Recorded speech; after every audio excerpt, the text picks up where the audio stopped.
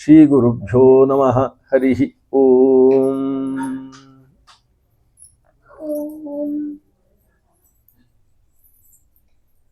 ಸಪ್ತ ಚಿರಜೀವಿಗಳಲ್ಲಿ ಬಲಿ ಚಕ್ರವರ್ತಿ ಒಬ್ಬ. ಚಿರಜೀವಿತ್ವ ಅನ್ನೋದು ಗುರುವನುಗ್ರಹ ಇಲ್ಲದೆ ಪ್ರಾಪ್ತಿಯಾಗೋದಿಲ್ಲ. ಅದು ಅಶ್ವತ್ಥಾಮನಾಗಲಿ, ಬಲಿಯಾಗಲಿ, ಚಿರಜೀವಿಗಳು ಮಾರ್ಕಂಡೇಯರೇ ಆಗಲಿ, ಆ ಚಿರಜೀವಿತ್ವದ ಹಿಂದೆ ಗುರುಗಳ ಅನುಗ್ರಹ ಬಹಳ ದೊಡ್ಡದಿದೆ. ವಸ್ತುತಃ ಬಲಿ ಒಂದು ಬಾರಿ ಸತ್ತು ಬದುಕಿದವ. ಯಾವಾಗ ಕ್ಷೀರಸಾಗರ ಮಥನ ನಡೆಯಿತು, ಆ ಕ್ಷೀರಸಾಗರ ಮಥನದಲ್ಲಿ ಅಮೃತೋದ್ಭವವಾದ ಮೇಲೆ ಅಸುರರಿಗೆ ಅಮೃತ ಸಿಗದೆ ಮೋಹಿನಿ ರೂಪಿಯಾದಂತಹ ಭಗವಂತ ದೇವತೆಗಳಿಗಷ್ಟೇ ಅಮೃತವನ್ನು ಹಂಚಿದಾಗ ಘನಘೋರವಾದ ಯುದ್ಧ ನಡೀತದೆ. ಅಸುರರು ಮತ್ತು ಸುರರು, ಈ ಸುರಾಸುರ ಮಹಾಯುದ್ಧ ಅಮೃತಪಾನವನ್ನು ಮಾಡಿದಂತಹ ದೇವತೆಗಳ ಕೈ ಮೇಲಾಗಿ ಬಲಿಯೂ ಕೂಡ ಸತ್ತು ಹೋಗ್ತಾನೆ. ಅನೇಕರ ಕೈಕಾಲುಗಳು ಮುರಿತಾವೆ, ಅವಯವ ಧ್ವಂಸವಾಗ್ತದೆ, ಶರೀರ ಛಿದ್ರವಾಗ್ತದೆ. ಆವಾಗ ಈ ಎಲ್ಲ ಬಲಿಯ ಅನುಚರರು, ಈತನ ಕೈ ಎಲ್ಲೋ ಬಿದ್ದಿತ್ತು, ಕಾಲು ಎಲ್ಲೋ ಬಿದ್ದಿತ್ತು, ತಲೆ ಎಲ್ಲೋ ಬಿದ್ದಿತ್ತು, ಅವೆಲ್ಲವನ್ನು ಒಟ್ಟು ಮಾಡಿ ಶುಕ್ರಾಚಾರ್ಯರ ಸನ್ನಿಧಾನಕ್ಕೆ ಕರ್ಕೊಂಡು ಬರ್ತಾರೆ. ಶುಕ್ರಾಚಾರ್ಯರು ತಮ್ಮಲ್ಲಿದ್ದಂತಹ ಮೃತ ಸಂಜೀವಿನಿ ಶಕ್ತಿಯಿಂದ ಆ ಬಲಿಯನ್ನು ಮತ್ತೆ ಉಜ್ಜೀವನಗೊಳಿಸಿದ್ದಾರೆ. ಹೀಗೆ ಬಲಿ ಚಿರಜೀವಿಯಾದದ್ದು ಆ ಶರೀರದಿಂದ ಒಂದು ಬಾರಿ ಸತ್ತು ಮತ್ತೆ ಚಿರಜೀವಿಯಾಗಿ ಬಾಳಿತು. ಚಿರಜೀವಿ ಎನ್ನುವ ಶಬ್ದಕ್ಕೆ ಆತ್ಮ ಶಾಶ್ವತವಾಗಿ ಜೀವಿಸಿರ್ತದೆ ಅಂತ ಅರ್ಥ ಅಲ್ಲ. ಯಾಕಂದರೆ ಎಲ್ಲ ಆತ್ಮವೂ ಕೂಡ ಶಾಶ್ವತವೇ ಆಗಿದೆ. ಆ ಶರೀರವು ಯಾವ ಶರೀರದಲ್ಲಿ ಹುಟ್ಟಿದ್ದಾನೋ ಆ ಶರೀರ ಕನಿಷ್ಠ ಒಂದು ಮನ್ವಂತರದ ಕಾಲ ಹಾಗೇ ಉಳಿಯಿತು ಅಂತಾದರೆ ಅಂತಹ ವ್ಯಕ್ತಿತ್ವವನ್ನು ಚಿರಜೀವಿ ಅಂತ ಕರೆಯೋದು. ಈತನ ಶರೀರವೊಮ್ಮೆ ವಿಧ್ವಸ್ತವಾದರೂ ಮೃತ ಸಂಜೀವಿನಿ ಬಲದಿಂದ ಮತ್ತೆ ಅದೇ ಶರೀರದಲ್ಲಿ ಆತ ಜೀವನವನ್ನು ಮುಂದುವರಿಸಿದ ಕಾರಣದಿಂದ ಆತನನ್ನು ನಾವು ಚಿರಜೀವಿ ಅಂತ ವ್ಯವಹರಿಸುವುದು. ಆದ್ದರಿಂದ ಶ್ರೀಮದ್ ಭಾಗವತ ಹೇಳ್ತದೆ, ಶುಕ್ರಾಚಾರ್ಯರು ಈತನನ್ನು ಮತ್ತೆ ಪುನರುಜ್ಜೀವನಗೊಳಿಸಿದರು. ಅದು ಹೇಗೆ ಸಾಧ್ಯವಾಯಿತು? ಸತ್ತವರಿಗೆಲ್ಲರಿಗೂ ಮೃತ ಸಂಜೀವಿನಿಯಿಂದ ಪುನಃ ಜೀವನ ಬರುವುದಿಲ್ಲ. ಮೃತ ಸಂಜೀವಿನಿ ಮಂತ್ರದಿಂದ ಯಾರಿಗೆ ಜೀವನವನ್ನು ಕೊಡಬಹುದು, ಯಾರ ಶರೀರದ ತುಂಡುಗಳು ಉಪಲಬ್ಧ ಇದ್ದಾವೋ ಅಂಥವನಿಗೆ ಮಾತ್ರ ಕೊಡ್ಬೋದು. ಯಾವುದೋ ಒಂದು ಕೈ ಹೋಗಿದೆ, ಅದನ್ನು ಸುಟ್ಟು ಹಾಕಿ ಆಯಿತು, ಆವಾಗ ಮತ್ತೆ ಪುನರ್ ಅದಕ್ಕೆ ಮೃತ ಸಂಜೀವಿನಿಯ ಬಲದಿಂದ ಉಜ್ಜೀವನಗೊಳಿಸುವುದಕ್ಕೆ ಸಾಧ್ಯವಾಗುವುದಿಲ್ಲ. ಆದರೆ ಅದರ ಭಸ್ಮವಾದರೂ ಲಭ್ಯವಾಗಬೇಕು. ಕಚದೇವಯಾನಿ ಪ್ರಸಂಗದಲ್ಲಿ ಕಚನನ್ನು ಉಜ್ಜೀವನಗೊಳಿಸಿದಂತಹ ಪ್ರಕರಣವನ್ನು ನಾವು ಪುರಾಣದಲ್ಲಿ ಕಾಣ್ತೇವೆ. ಒಂದು ಅಲ್ಪ ಭಾಗವಾದರೂ ಸಿಕ್ಕಿದರೆ ಮಾತ್ರ ಉಜ್ಜೀವನಗೊಳಿಸುವುದಕ್ಕೆ ಸಾಧ್ಯವಾಗ್ತದೆ.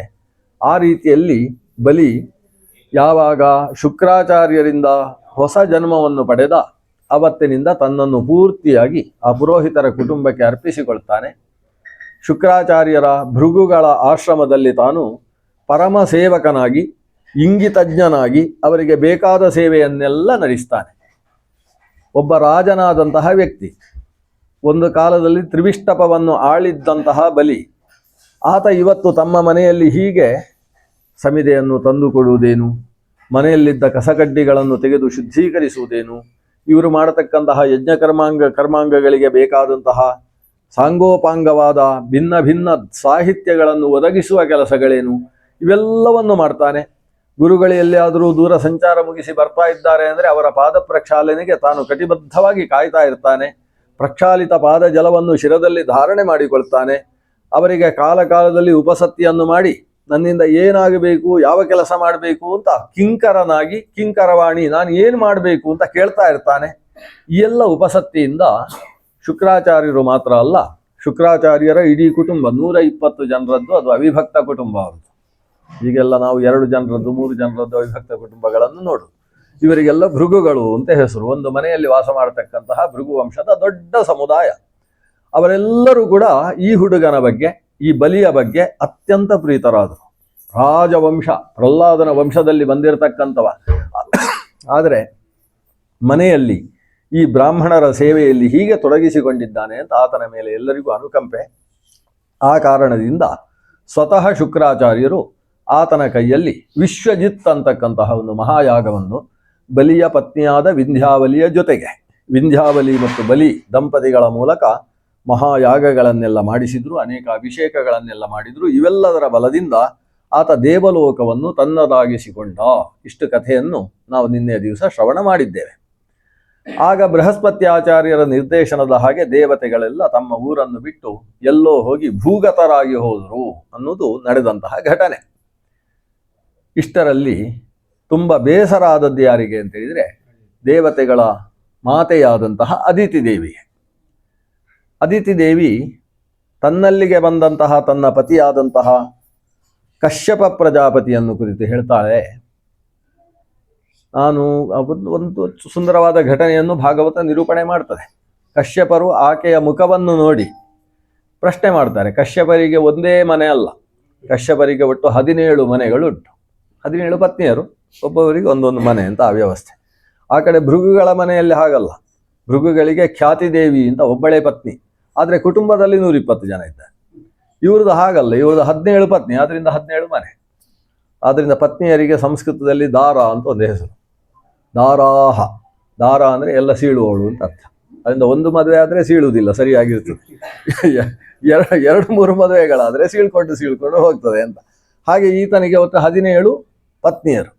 ಅದರಲ್ಲಿ ಒಂದೊಂದು ಪತ್ನಿಯರ ಮನೆಯೂ ಕೂಡ ಒಂದೊಂದು ಆಶ್ರಮ ಸ್ವರೂಪದಲ್ಲಿರುವಂಥದ್ದು. ಅಲ್ಲೆಲ್ಲ ಯಜ್ಞಶಾಲೆಗಳಿದ್ದಾವೆ. ಆ ಪ್ರತಿಯೊಂದು ಮನೆಯ ಅಗ್ನಿಯನ್ನು ಸಂರಕ್ಷಣೆ ಮಾಡುವುದಕ್ಕೆ ಆ ಗೃಹಿಣಿಯರದ್ದೇ ಕರ್ತವ್ಯ. ಆ ಗೃಹಿಣಿಯರು ಮಾತ್ರ ಅಲ್ಲಿ ತಾವು ತಪಶ್ಚರ್ಯೆಯಲ್ಲಿ ನಿರತರಾಗಿರ್ತಾರೆ. ಅವರ ಮಕ್ಕಳು ದೊಡ್ಡ ದೊಡ್ಡ ಕಾರ್ಯಭಾರವನ್ನು ನಿರ್ವಹಿಸ್ತಾ ಇರ್ತಾರೆ. ಉದಾಹರಣೆಗೆ ವಿನತಾದೇವಿ ಅಂತ ಒಬ್ಬಳು. ವಿನತೆಯ ಮಕ್ಕಳು ಅಂತ ಹೇಳಿದರೆ ಗರುಡ ಮತ್ತು ಸಂಪಾತಿಯರು. ಅವರದ್ದು ಬೇರೆ ಕಾರ್ಯಭಾರ. ಒಬ್ಬ ಭಗವಂತನ ವಾಹನವಾಗಿ ಕೆಲಸವನ್ನು ಮಾಡ್ತಾನೆ, ಮತ್ತೊಬ್ಬ ಸಂಪಾತಿ ಅವನಂತೂ ಸೂರ್ಯನ ಸಾರಥಿಯಾಗಿ ಕೆಲಸವನ್ನು. ಅರುಣ ಅಂತ ಮತ್ತೊಬ್ಬ. ಅರುಣ ಆತನ ಕೆಲಸ ಏನು ಅಂದರೆ ಸೂರ್ಯನ ಸಾರಥಿಯಾಗಿ ಕೆಲಸ ಮಾಡುವಂಥದ್ದು. ಹೀಗೆ ಒಬ್ಬೊಬ್ಬರು ಒಂದೊಂದು ಕರ್ತವ್ಯದಲ್ಲಿ ನಿರತರಾಗಿದ್ದಾರೆ. ಅಂಥಲ್ಲಿ ತನ್ನ ಪತ್ನಿಯಾದ ಅದಿತಿಯ ಮನೆಗೆ ಕಶ್ಯಪ ಪ್ರಜಾಪತಿಗಳು ಬಂದಾಗ ಅದಿತಿಯ ಮುಖದಲ್ಲಿ ಒಂದು ರೀತಿಯ ಕಪ್ಪು ಛಾಯೆಯನ್ನು ಅವರು ಕಾಣ್ತಾರೆ. ಪ್ರತಿ ಬಾರಿ ನಾನು ಬರುವಾಗಲೂ ಅರಳಿದ ಮುಖದಲ್ಲಿ ಸ್ವಾಗತಿಸತಕ್ಕಂತಹ ಅದಿತಿ ದೇವಿ ಈ ದಿನ ಯಾಕೆ ಮುಖದಲ್ಲಿ ಕಪ್ಪು ಕಾಣಿಸ್ತದೆ ಅಂತ ಅವರಾಗಿ ಪ್ರಶ್ನಿಸಿದರು. ಏನಾದರೂ ಮನೆಗೆ ಬಂದ ಅತಿಥಿಗಳನ್ನು ಸರಿಯಾಗಿ ಗೌರವಿಸದೆ ಅವರಿಂದ ಬಂದ ಅತಿಥಿಗಳ ಶಾಪಕ್ಕೆ ಒಳಗಾಗದ್ರಿಂದ ಆಶ್ರಮದಲ್ಲಿ ಇಂತಹ ಕರಿಛಾಯೆ ಬಂದಿದೆಯೋ, ಅಥವಾ ಮನೆಯಲ್ಲಿ ನಡೆಸಬೇಕಾದಂತಹ ವಾಸ್ತು ಪೂಜೆ ಪ್ರತಿನಿತ್ಯವೂ ಕೂಡ ಪತ್ನಿಯರು ಅವರು ಗೃಹವನ್ನು ಪೂಜಿಸಬೇಕಂತೆ. ಗೃಹಿಣಿಯ ಧರ್ಮ ಏನು ಅಂದರೆ ಗೃಹ ಪೂಜೆ, ಅದಕ್ಕೆ ವಾಸ್ತು ಪೂಜೆ ಅಂತ ಹೆಸರು. ಗೃಹವನ್ನು ಸಮಗ್ರವಾಗಿ ಪೂಜಿಸುವುದಕ್ಕೆ ಆಗುವುದಿಲ್ಲ. ಪ್ರತಿಯೊಂದು ಕಡೆಯಲ್ಲೂ ಹೀಗೆ ಅರಿಶಿಣ ಕುಂಕುಮ ಹಾಕಿದರೆ ಬಂದವರಿಗೂ ಕಷ್ಟವೇ ಅಲ್ವಾ. ಅದು ಎಲ್ಲ ಕಡೆಯಲ್ಲೂ ಗೃಹವನ್ನು ಸಂಪೂರ್ಣವಾಗಿ ಪೂಜೆ ಮಾಡುವುದಕ್ಕಾಗುವುದಿಲ್ಲ. ಅದಕ್ಕೆ ಗೃಹದಲ್ಲಿ ಪ್ರಧಾನವಾದಂತಹ ದೇವತಾ ಗೃಹದಲ್ಲಿರ್ತಕ್ಕಂತಹ ಹೊಸ್ತಿಲು, ಗೃಹ ಪ್ರವೇಶ ಮಾಡತಕ್ಕಂತಹ ಹೊಸ್ತಿಲು, ಮುಂಭಾಗದಲ್ಲಿರ್ತಕ್ಕಂತಹ ತುಳಸಿ ಸನ್ನಿಧಾನ, ಈ ಪ್ರದೇಶದಲ್ಲಿ ದೇವಿಯರನ್ನು ದೇವರನ್ನು ಚಿಂತನೆ ಮಾಡಿಕೊಂಡು ಪೂಜೆಯನ್ನು ನಡೆಸಿದಾಗ ಅದೊಂದು ಗೃಹವಾಸ್ತುವಿಗೆ ಸಂಬಂಧಪಟ್ಟಂತಹ ಪೂಜೆ. ಅದರ ಜೊತೆಗೆ ಗೋಮಯೋಪಲೇಪನಾದಿಗಳು ನಡೆದಾಗ ಅದು ಗೃಹವಾಸ್ತು ಲೇಪನ, ಗಂಧಲೇಪನ ಸ್ವರೂಪವಾದಂತಹ ಗೃಹ ಪೂಜೆ. ದೀಪವನ್ನು ಹಚ್ಚಿದಾಗ ಅದು ಗೃಹ ವಾಸ್ತುಗಳಿಗೆ ಮಾಡಿದಂತಹ ಒಂದು ಆರತಿ, ಒಂದು ನೀರಾಜನ. ಈ ಕ್ರಮದಲ್ಲಿ ಅವರು ದೀಪ ಪ್ರಜ್ವಾಲನ ಅನ್ನುವ ವಿಧಾನದ ಮೂಲಕ, ಗೋಮಯೋಪಲೇಪನ ಅನ್ನುವ ವಿಧಾನದ ಮೂಲಕ, ವಿಶೇಷವಾಗಿ ದೇಹಲಿ ಪೂಜಾ ಅಥವಾ ಹೊಸ್ತಿಲು ಪೂಜೆಯನ್ನು ಮಾಡುವುದರ ಮೂಲಕ, ತುಳಸಿ ಸನ್ನಿಧಾನದಲ್ಲಿ ದೀಪ ಮತ್ತು ಮಂಗಳ ದ್ರವ್ಯಗಳನ್ನು ತಾವು ಸ್ಪರ್ಶಿಸುವುದರ ಮೂಲಕ ಗೃಹವಾಸ್ತುವನ್ನು ಪೂಜೆ ಮಾಡಬೇಕು. ಆ ಪೂಜೆಗೆ ಏನಾದರೂ ವಿಘ್ನ ಬಂದದ್ರಿಂದ ಹೀಗೋ ಅಂದರೆ ಜ್ವರಾದಿಗಳು ಬಂದು ಅಂಥದ್ದು ಆಗಲಿಲ್ಲ, ಅದರಿಂದ ಇವತ್ತು ಈ ಗೃಹದಲ್ಲಿ ಕಪ್ಪು ಭಾವ ಬಂದಿದೆಯೋ, ಹೀಗೆಲ್ಲ ಅವರು ಪ್ರಶ್ನೆ ಮಾಡ್ತಾರೆ. ಅಂದರೆ ಪ್ರಶ್ನೆಯ ಮೂಲಕವೇ ಲೋಕಕ್ಕೆ ಕೆಲವೊಂದು ನೀತಿಗಳನ್ನು ಬೋಧನೆ ಮಾಡ್ತಕ್ಕಂಥದ್ದು ಪುರಾಣದ ಕ್ರಮ. ಆಕೆ ಅದಕ್ಕೆ ಉತ್ತರಿಸುವುದು ಏನು? ಅದಿತಿರುವಾಚ ಭದ್ರಂ ದ್ವಿಜಗವಾಂ ಬ್ರಹ್ಮನ್ ಧರ್ಮಸ್ಯಾಸ್ಯ ಜನಸ್ಯ ಚ. ನೀನು ಹೇಳಿದ ಸಮಸ್ಯೆ ಯಾವುದೂ ಆಗಲಿಲ್ಲ ಅಂತ ಹೇಳ್ತಾಳೆ ಅವಳು. ಹಸುಗಳಿಗೆ ತೊಂದರೆ ಆಗಿದೆಯೋ ಅದನ್ನು ಕೇಳ್ತಾರೆ. ಇಲ್ಲ. ಬಂದಂತಹ ಅತಿಥಿಗಳಿಗೆ ಉಪಚಾರ ಸರಿಯಾಗಲಿಲ್ಲ. ಇಲ್ಲ, ಎಲ್ಲ ಬಂದ ಅತಿಥಿಗಳಿಗೆ ಉಪಚಾರ ಸರಿಯಾಗಿದೆ. ಹಸುಗಳಿಗೆ ಸರಿಯಾಗಿ ಮೇವುಗಳನ್ನು ಕೊಡ್ತಾ ಇದ್ದೇವೆ. ಹಸು ಈದಿದಾಗ ಅದಕ್ಕೆ ಸಂಬಂಧಪಟ್ಟಂತಹ ಎಲ್ಲ ರೀತಿಯ ಶುಶ್ರೂಷೆಗಳನ್ನು ನಡೆಸಿದ್ದೇವೆ. ಧರ್ಮಸ್ಯ, ನನ್ನ ಗೃಹಿಣಿ ಧರ್ಮದಲ್ಲಿ ಯಾವುದೇ ರೀತಿಯ ವ್ಯತ್ಯಾಸವಾಗಲಿಲ್ಲ. ಜನಸ್ಯ, ಪರಿಜನಕ್ಕೂ ಕೂಡ, ಸೇವಕ ಜನರಿಗೂ ಕೂಡ ಯಾರಿಗೂ ಅಪರಾಧಗಳು ಘಟಿಸಲಿಲ್ಲ. ಆದರೂ ಕೂಡ ನನ್ನ ಮಕ್ಕಳು ಹಿತವಾಗಿಲ್ಲ ಅಂತ ಹೇಳಿದರೆ ನಾನು ಸುಖವಾಗಿರುವುದು ಹೇಗೆ ಅಂತ ಇಷ್ಟು ಪ್ರಶ್ನಿಸಿದ್ಲು. ನನ್ನ ಮಕ್ಕಳು ಎಲ್ಲಿದ್ದಾರೆ ಅಂತಲೇ ಗೊತ್ತಿಲ್ಲ. ಪ್ರತಿನಿತ್ಯ ಪ್ರಾತಃ ಕಾಲದಲ್ಲಿ ನಾನು ಎದ್ದಾಗ ಮಕ್ಕಳಾದಂತಹ ಇಂದ್ರಪ್ರಭೃತಿಗಳು ತಮ್ಮ ತಮ್ಮ ಪತ್ನಿಯರಾದ ಶಚಿ ಮೊದಲಾದವರ ಜೊತೆಗೆ ಬಂದು ಅಮ್ಮನನ್ನು ದರ್ಶನ ಮಾಡಿ ನಮಸ್ಕಾರ ಮಾಡಬೇಕು ಅಂತೇಳಿ ಬಂದು ಹೋಗ್ತಾ ಇದ್ರು. ಅದೆಷ್ಟೋ ದಿವಸಗಳು ಕಳೆದಿದ್ದಾವೆ, ನನ್ನ ಮಕ್ಕಳು ಅಗ್ನಿಯೂ ಕೂಡ ಕಾಣಿಸ್ತಾ ಇಲ್ಲ. ಯಾರು ಕೂಡ ನಮ್ಮ ಮನೆಗೆ ಈಗ ಮಕ್ಕಳು ಬರ್ತಾ ಇಲ್ಲ. ಇನ್ನೊಬ್ಬರ ಹತ್ರ ಆಶ್ರಮದಲ್ಲಿ ಪ್ರಶ್ನಿಸಿದರೆ ದೇವಲೋಕವನ್ನು ದಿತಿಸುತರೆಲ್ಲರೂ ಕೂಡ ತಾವು ತಮ್ಮ ಕೈಗೆ ತೆಕ್ಕೆಗೆ ತೆಗೆದುಕೊಂಡಿದ್ದಾರೆ, ಇಂದ್ರಾದಿಗಳು ಎಲ್ಲಿದ್ದಾರೆ ಅಂತ ಗೊತ್ತಿಲ್ಲ ಅನ್ನೋ ಪರಿಸ್ಥಿತಿ ಇದೆ. ಈ ವಿಷಯವನ್ನು ಕೇಳಿ ನನಗೆ ಊಟ ರುಚಿಸ್ತಾ ಇಲ್ಲ ಅಂತ ಆಕೆ ಹೇಳಿದ್ಲು. ಅಷ್ಟು ಹಾಗಾದರೆ ಏನು ಮಾಡಬೇಕು, ಇದಕ್ಕೆ ಪರಿಹಾರ ಏನು? ಇದಕ್ಕೆ ಪರಿಹಾರವನ್ನು ತಾವು ಸೂಚಿಸಬೇಕು. ಅದಕ್ಕೆ ಯೋಗ್ಯವಾದಂತಹ ವ್ಯಕ್ತಿತ್ವ ನಮ್ಮಲ್ಲಿ ಆ ಶಕ್ತಿ ಬರುವ ಹಾಗೆ ನೀವು ಅನುಗ್ರಹಿಸಬೇಕು ಅಂತ ಕಶ್ಯಪರಲ್ಲಿ ಕೇಳಿದರೆ, ಕಶ್ಯಪವಾಚ, ಕಶ್ಯಪರು ಹೇಳ್ತಾರೆ, ಇದೊಂದು ದೊಡ್ಡ ಕಷ್ಟ, ಯಾವ ಸಮಸ್ಯೆಯೂ ಇಲ್ಲದೆ ಹೋದರೂ ಮನುಷ್ಯನಿಗೆ ಸಮಸ್ಯೆ ಇದೆ ಅಂತ ಇದು ಅವರು ಹೇಳುವ ಮಾತು. ಯಾಕೆ ಅಂತ ಹೇಳಿದರೆ, ಈಗ ಅದಿತಿಗೆ ಯಾವ ಸಮಸ್ಯೆಯೂ ಇಲ್ಲ. ಸಮಸ್ಯೆ ಆಗಿರುವುದು ಯಾರಿಗೆ? ಅದಿತಿಯ ಮಕ್ಕಳಿಗೆ ಸಮಸ್ಯೆ ಆದರೆ ಅಮ್ಮ ಯಾಕೆ ಆಳಬೇಕು ಅಂತ ಇಂಥ ಅಪ್ಪಂದಿರು ಇರುವುದರಿಂದ ಆ ಕಾಲ ಚೆನ್ನಾಗಿತ್ತು. ಅದರಿಂದ ಸಮಸ್ಯೆ ಆಗ್ತಾ ಇರುವುದು ಮಕ್ಕಳಿಗೆ ಸಮಸ್ಯೆ ಆದರೆ ಅಮ್ಮನಿಗೇನು ಸಮಸ್ಯೆ ಅಂತ ಅವ್ರಿಗೆ ಹೇಳ್ತಾರೆ. ಅಯಂ ದೇಹೋ ಭೌತಿಕ ಅನಾತ್ಮ ಕ್ವಚಾತ್ಮ ಪ್ರಗತೆ ಪರಹ. ಆತ್ಮನಿಗೂ ದೇಹಕ್ಕೂ ತುಂಬ ವ್ಯತ್ಯಾಸ ಇದೆ. ಅವರು ಪತ್ನಿಗೆ ಉಪದೇಶ ಮಾಡುವುದು, ಆತ್ಮ ಅನ್ನೋದು ಅದು ಶಾಶ್ವತವಾದದ್ದು, ದೇಹ ಅನ್ನುವುದು ಅಶಾಶ್ವತವಾದದ್ದು. ಮಕ್ಕಳು ಅಮ್ಮ ಅಥವಾ ಮಕ್ಕಳು ಅಪ್ಪ, ಇದು ಪತಿ ಇದು ಪತ್ನಿ, ಈ ಎಲ್ಲ ಸಂಬಂಧಗಳು ದೇಹಕ್ಕೆ ಸಂಬಂಧಪಟ್ಟದ್ದೇ ಹೊರತು ಆತ್ಮ ಸಂಬಂಧಿಯಾದದ್ದಲ್ಲ. ಶರೀರ ಸಂಬಂಧ ಅನ್ನೋದು ಅಶಾಶ್ವತವಾದದ್ದು. ಅದನ್ನು ತಿಳಿಯದೆ ಏನಾಗ್ತದೆ, ಕಸ್ಯಕೆ ಪತಿಪುತ್ರಾದ್ಯಾಹ ಮೋಹ ಏವ ಹಿ ಕಾರಣಂ. ಕಸ್ಯಕೆ ಪತಿಪುತ್ರಾದ್ಯಾಹ, ಇದು ಪತಿ ಇದು ಪುತ್ರ ಅಂತಕ್ಕಂಥ ಸಂಬಂಧ ಯಾರಿಗೆ ಏನಿದೆ, ಮೋಹ ಅಲ್ಲವೇ ಇದಕ್ಕೆಲ್ಲ ಕಾರಣ. ಇದು ವೇದಾಂತದ ತುಂಬ ಆಳದಲ್ಲಿ ಅತ್ಯಂತ ಸ್ಫುಟವಾಗಿ ನಿರೂಪಿತವಾಗಿರ್ತಕ್ಕಂಥ ವಿಷಯ. ಒಂದು ಆತ್ಮಕ್ಕೂ ಮತ್ತೊಂದು ಆತ್ಮಕ್ಕೂ ಸಂಬಂಧ ಅಂತೇಳಿದರೆ ವಸ್ತುತಃ ಸಂಬಂಧ ಇದೆ. ಯಾವ ಸಂಬಂಧ ಅಂತೇಳಿದರೆ ಪರಸ್ಪರ ಬಂಧು ಭಾವ ಅನ್ನೋದು ಪ್ರತಿಯೊಂದು ಆತ್ಮಕ್ಕೂ ಇದೆ. ಯಾವಾಗ ಪ್ರತಿಯೊಂದು ಆತ್ಮವು ಅದು ಭಗವಂತನ ಅಧೀನ, ಭಗವಂತನನ್ನು ಆರಾಧಿಸುವುದಕ್ಕೆ ಇರತಕ್ಕಂತಹ ಆತ್ಮಗಳು. ಅದು ಪರಮಾತ್ಮ, ಇದು ಜೀವಾತ್ಮ ಯಾವಾಗ ವೈಷ್ಣವ ಆಗಿರ್ತದೋ, ಭಗವದ್ಭಕ್ತವಾಗಿರ್ತದೋ, ಆವಾಗ ನಾವೆಲ್ಲ ಬಂಧುಗಳಾಗ್ತೇವೆ. ಯಾಕಂದರೆ ಒಬ್ಬನಿಗೆ ಅಧೀನರಾಗಿ ನಾವಿದ್ದೇವೆ. ಒಬ್ಬ ಅಪ್ಪನ ಮಕ್ಕಳು ಹೇಗೆ ಪರಸ್ಪರ ಅಣ್ಣ ತಮ್ಮಂದಿರಾಗಿ ಬಂಧುಗಳು, ಹಾಗೆ ಒಬ್ಬ ದೇವನನ್ನು ಆರಾಧಿಸತಕ್ಕಂತಹ ಪ್ರತಿಯೊಂದು ಚೇತನಗಳು ಕೂಡ ಪರಸ್ಪರ ಬಂಧುಗಳು. ಅದೇ ಒಂದು ದೇವನನ್ನು ವಿರೋಧಿಸತಕ್ಕಂತಹ ಒಂದು ಆತ್ಮ ಇದ್ರೆ, ಅದೇ ಭಗವಂತನನ್ನು ತುಂಬ ಅಂಟಿಸಿಕೊಂಡಂತಹ ಭಕ್ತ ಜೀವ ಮತ್ತೊಂದಿದ್ರೆ, ಈ ಭಕ್ತನಿಗೂ ಭಗವದ್ವೇಷಿಗೂ ಆ ಬಂಧುತ್ವ ಅನ್ನೋದು ದೂರವಾಗ್ತದೆ. ಹಾಗಾದರೆ ಆತ್ಮದಲ್ಲಿರತಕ್ಕಂತಹ ಭಾವದ ಕಾರಣದಿಂದಾಗಿ ಆತ್ಮ ಸಂಬಂಧ ಇರ್ತದೆ. ಆದರೆ ಇದು ಪತಿ ಇದು ಪತ್ನಿ ಇದು ಮಗ ಇದು ಅಪ್ಪ ಇದು ಅಮ್ಮ ಅಂತಕ್ಕಂಥ ಸಂಬಂಧ ಏನಿದೆ, ಅದು ಯಥಾ ಕಾಷ್ಠಂಚ ಸಮೇಯಾತ ಮಹಾರ್ಣವೇ ಸಮೇತ್ಯಚ ವ್ಯಪೇಯಾತಾಂ ತಥಾ ಬಂಧು ಸಮಾಗಮ. ವೇದವ್ಯಾಸರು 2 ದೃಷ್ಟಾಂತವನ್ನು ಕೊಡ್ತಾರೆ. ಒಂದು ದೃಷ್ಟಾಂತ ಏನು ಅಂತೇಳಿದರೆ, ಬೇಸಿಗೆಗಾಲದಲ್ಲಿ ಕಾಶಿ ಕ್ಷೇತ್ರದ ಯಾತ್ರೆಗೋಸ್ಕರ ಹೊರಟಿರತಕ್ಕಂತಹ ಅನೇಕ ಪಥಿಕರು ತುಂಬ ಬಳಲಿಕೆ ಉಂಟಾದಾಗ ತೃಷಾರ್ತರಾಗಿ ನೀರು ಕುಡಿಯುವುದಕ್ಕೋಸ್ಕರ ಒಂದು ಪ್ರಪಾ ಪ್ರದೇಶದಲ್ಲಿ ಒಟ್ಟು ಸೇರ್ತಾರೆ. ಪ್ರಪಾ ಅಂತೇಳಿದರೆ ಅರವಟ್ಟಿಗೆ ಇರತಕ್ಕಂತಹ ಪ್ರದೇಶ, ನೀರು ಕುಡಿಯುವುದಕ್ಕೆ ಅಲ್ಲಲ್ಲಿ ಮಾಡಿರತಕ್ಕಂತಹ ಛತ್ರ ಸಂಬಂಧಿಯಾದ ವ್ಯವಸ್ಥೆಗಳು. ಆ ಪ್ರದೇಶದಲ್ಲಿ ಒಟ್ಟಿಗೆ ಕೂತುಕೊಳ್ತಾರೆ. ಮರದ ಅಡಿಯಲ್ಲಿ ಕೂತು ಪರಸ್ಪರ ತಾವು ಯಾವ ಕಡೆಗೆ ಹೊರಟಿದ್ದೀರಿ, ಯಾವ ಕಡೆಯಿಂದ ಬಂದಿದ್ದೀರಿ ಏನು ಅಂತೇಳಿ ಪಟ್ಟಾಂಗ ಹೊಡಿತಾರೆ. ಹೊಡೆದು ನೀರು ಕುಡಿದು ಸ್ವಲ್ಪ ವಿಶ್ರಮಿಸಿ ಮತ್ತೆ ಹೋಗ್ತಾರೆ. ಮತ್ತೆ ಹೋದ ಮೇಲೆ ಅವರ ಸಂಬಂಧ ಇಲ್ಲ. ಅಲ್ಲಿ ಮಾತ್ರ ನಮ್ಮ ರೈಲು ಯಾತ್ರೆಯನ್ನು ಇಟ್ಟುಕೊಳ್ಬೋದು. ರೈಲಿನಲ್ಲಿ ಎದುರುಗಡೆ ಇದ್ದವರು ತಾವೆಲ್ಲಿಯವರು ಏನು ಕಥೆ ಅಂತ ಒಂದು ಮಾತುಕತೆ ಎಲ್ಲ ನಡೆಯುತ್ತೆ. ಆದರೆ ರೈಲಿನಿಂದ ಇಳಿದ ಮೇಲೆ ಮತ್ತೆ ಆ ಸಂಬಂಧ ಜೀವನದಲ್ಲಿ ಇನ್ನೊಂದು ಬಾರಿ ಬರಬೇಕು ಅಂತ ನಿಯಮ ಏನಿಲ್ಲ. ಹೇಗೋ ಹಾಗೆ ಇದು ಪತಿಪತ್ನಿ ಭಾವ ಇರ್ಬೋದು, ಅಥವಾ ಪಿತೃಪುತ್ರ ಭಾವಗಳಿರ್ಬೋದು. ಇವೆಲ್ಲವೂ ಕೂಡ ಯಾವುದೋ ಆತ್ಮ ಯಾವುದೋ ಶರೀರದಲ್ಲಿ ಸೇರಿ ಆ ಶರೀರಗಳಿಗೆ ಸಂಬಂಧಪಟ್ಟಂತಹ ಅತಿಶಯಿತವಾದ ನಿಕಟ ಬಾಂಧವ್ಯ ಉಂಟಾಗಿ ಆ ಅಲ್ಪಕಾಲದ ತನಕ ದೀರ್ಘಾವಧಿಯ ಜೀವನ ಯಾತ್ರೆಯಲ್ಲಿ ಈ ಸಂಬಂಧ ಅನ್ನೋದು ಒಂದು 100 ವರ್ಷದ ಸಂಬಂಧವೋ 60 ವರ್ಷದ ಸಂಬಂಧವೋ ಏನಿದೆ, ಈ ಸಂಬಂಧ ಅತ್ಯಂತ ಸೂಕ್ಷ್ಮವಾದ ಬಿಂದು ಕಾಲ ಮಾತ್ರವಾಗಿದೆ.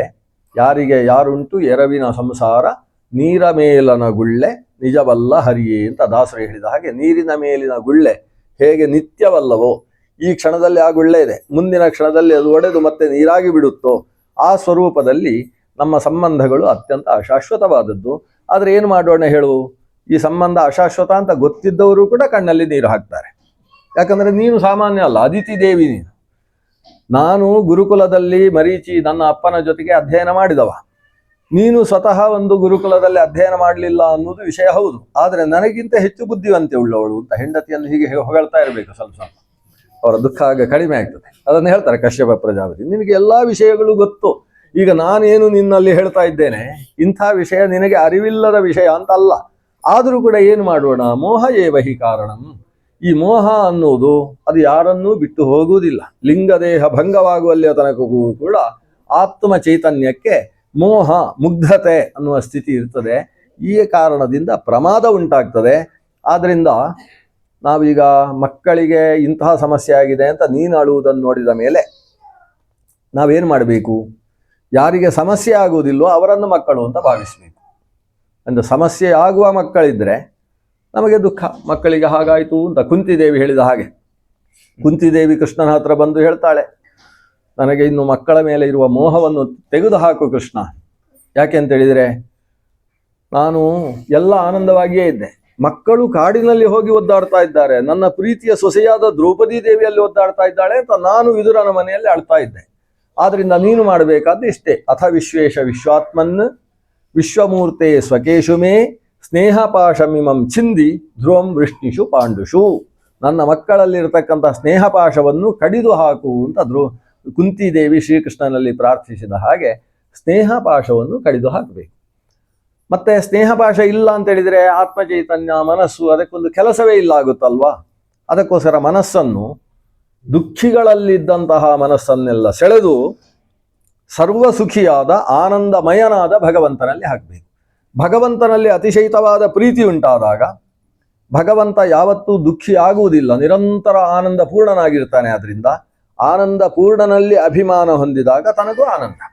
ಹೇಗೆ ಮಕ್ಕಳು ಎಷ್ಟೇ ದೂರದಲ್ಲಿರಲಿ, ಅವರು ಅಮೇರಿಕೆಯಲ್ಲಿರಲಿ ಅಥವಾ ಅಮೇರಿಕೆಯ ಮೇಲ್ಭಾಗದಲ್ಲಿ ಕೆನಡಾದಲ್ಲಿ ಬೇಕಾದರೂ ಇರಲಿ, ಅವರು ಎಲ್ಲಿದ್ದರೂ ಆನಂದವಾಗಿದ್ದಾರೆ ಅಂತ ಒಂದು ವಿಷಯ ಇಲ್ಲಿ ಬಂದರೆ ಅವರಿಗೆ ಇಲ್ಲಿ ಆನಂದ. ಓ, ನನ್ನ ಮಕ್ಕಳಲ್ಲಿ ಖುಷಿಯಾಗಿದ್ದಾರೆ, ಅಷ್ಟೇ ಇವರಿಗೆ ಆನಂದ ಅಲ್ವಾ. ಆದ್ರಿಂದ ಆನಂದಿಗಳಾದವರ ಮೇಲೆ ಅಭಿಮಾನ ಇದ್ದರೆ ಇವನಿಗೂ ಆನಂದ, ದುಃಖಿಗಳ ಮೇಲೆ ಅಭಿಮಾನ ಇದ್ದರೆ ಇವನಿಗೂ ದುಃಖ.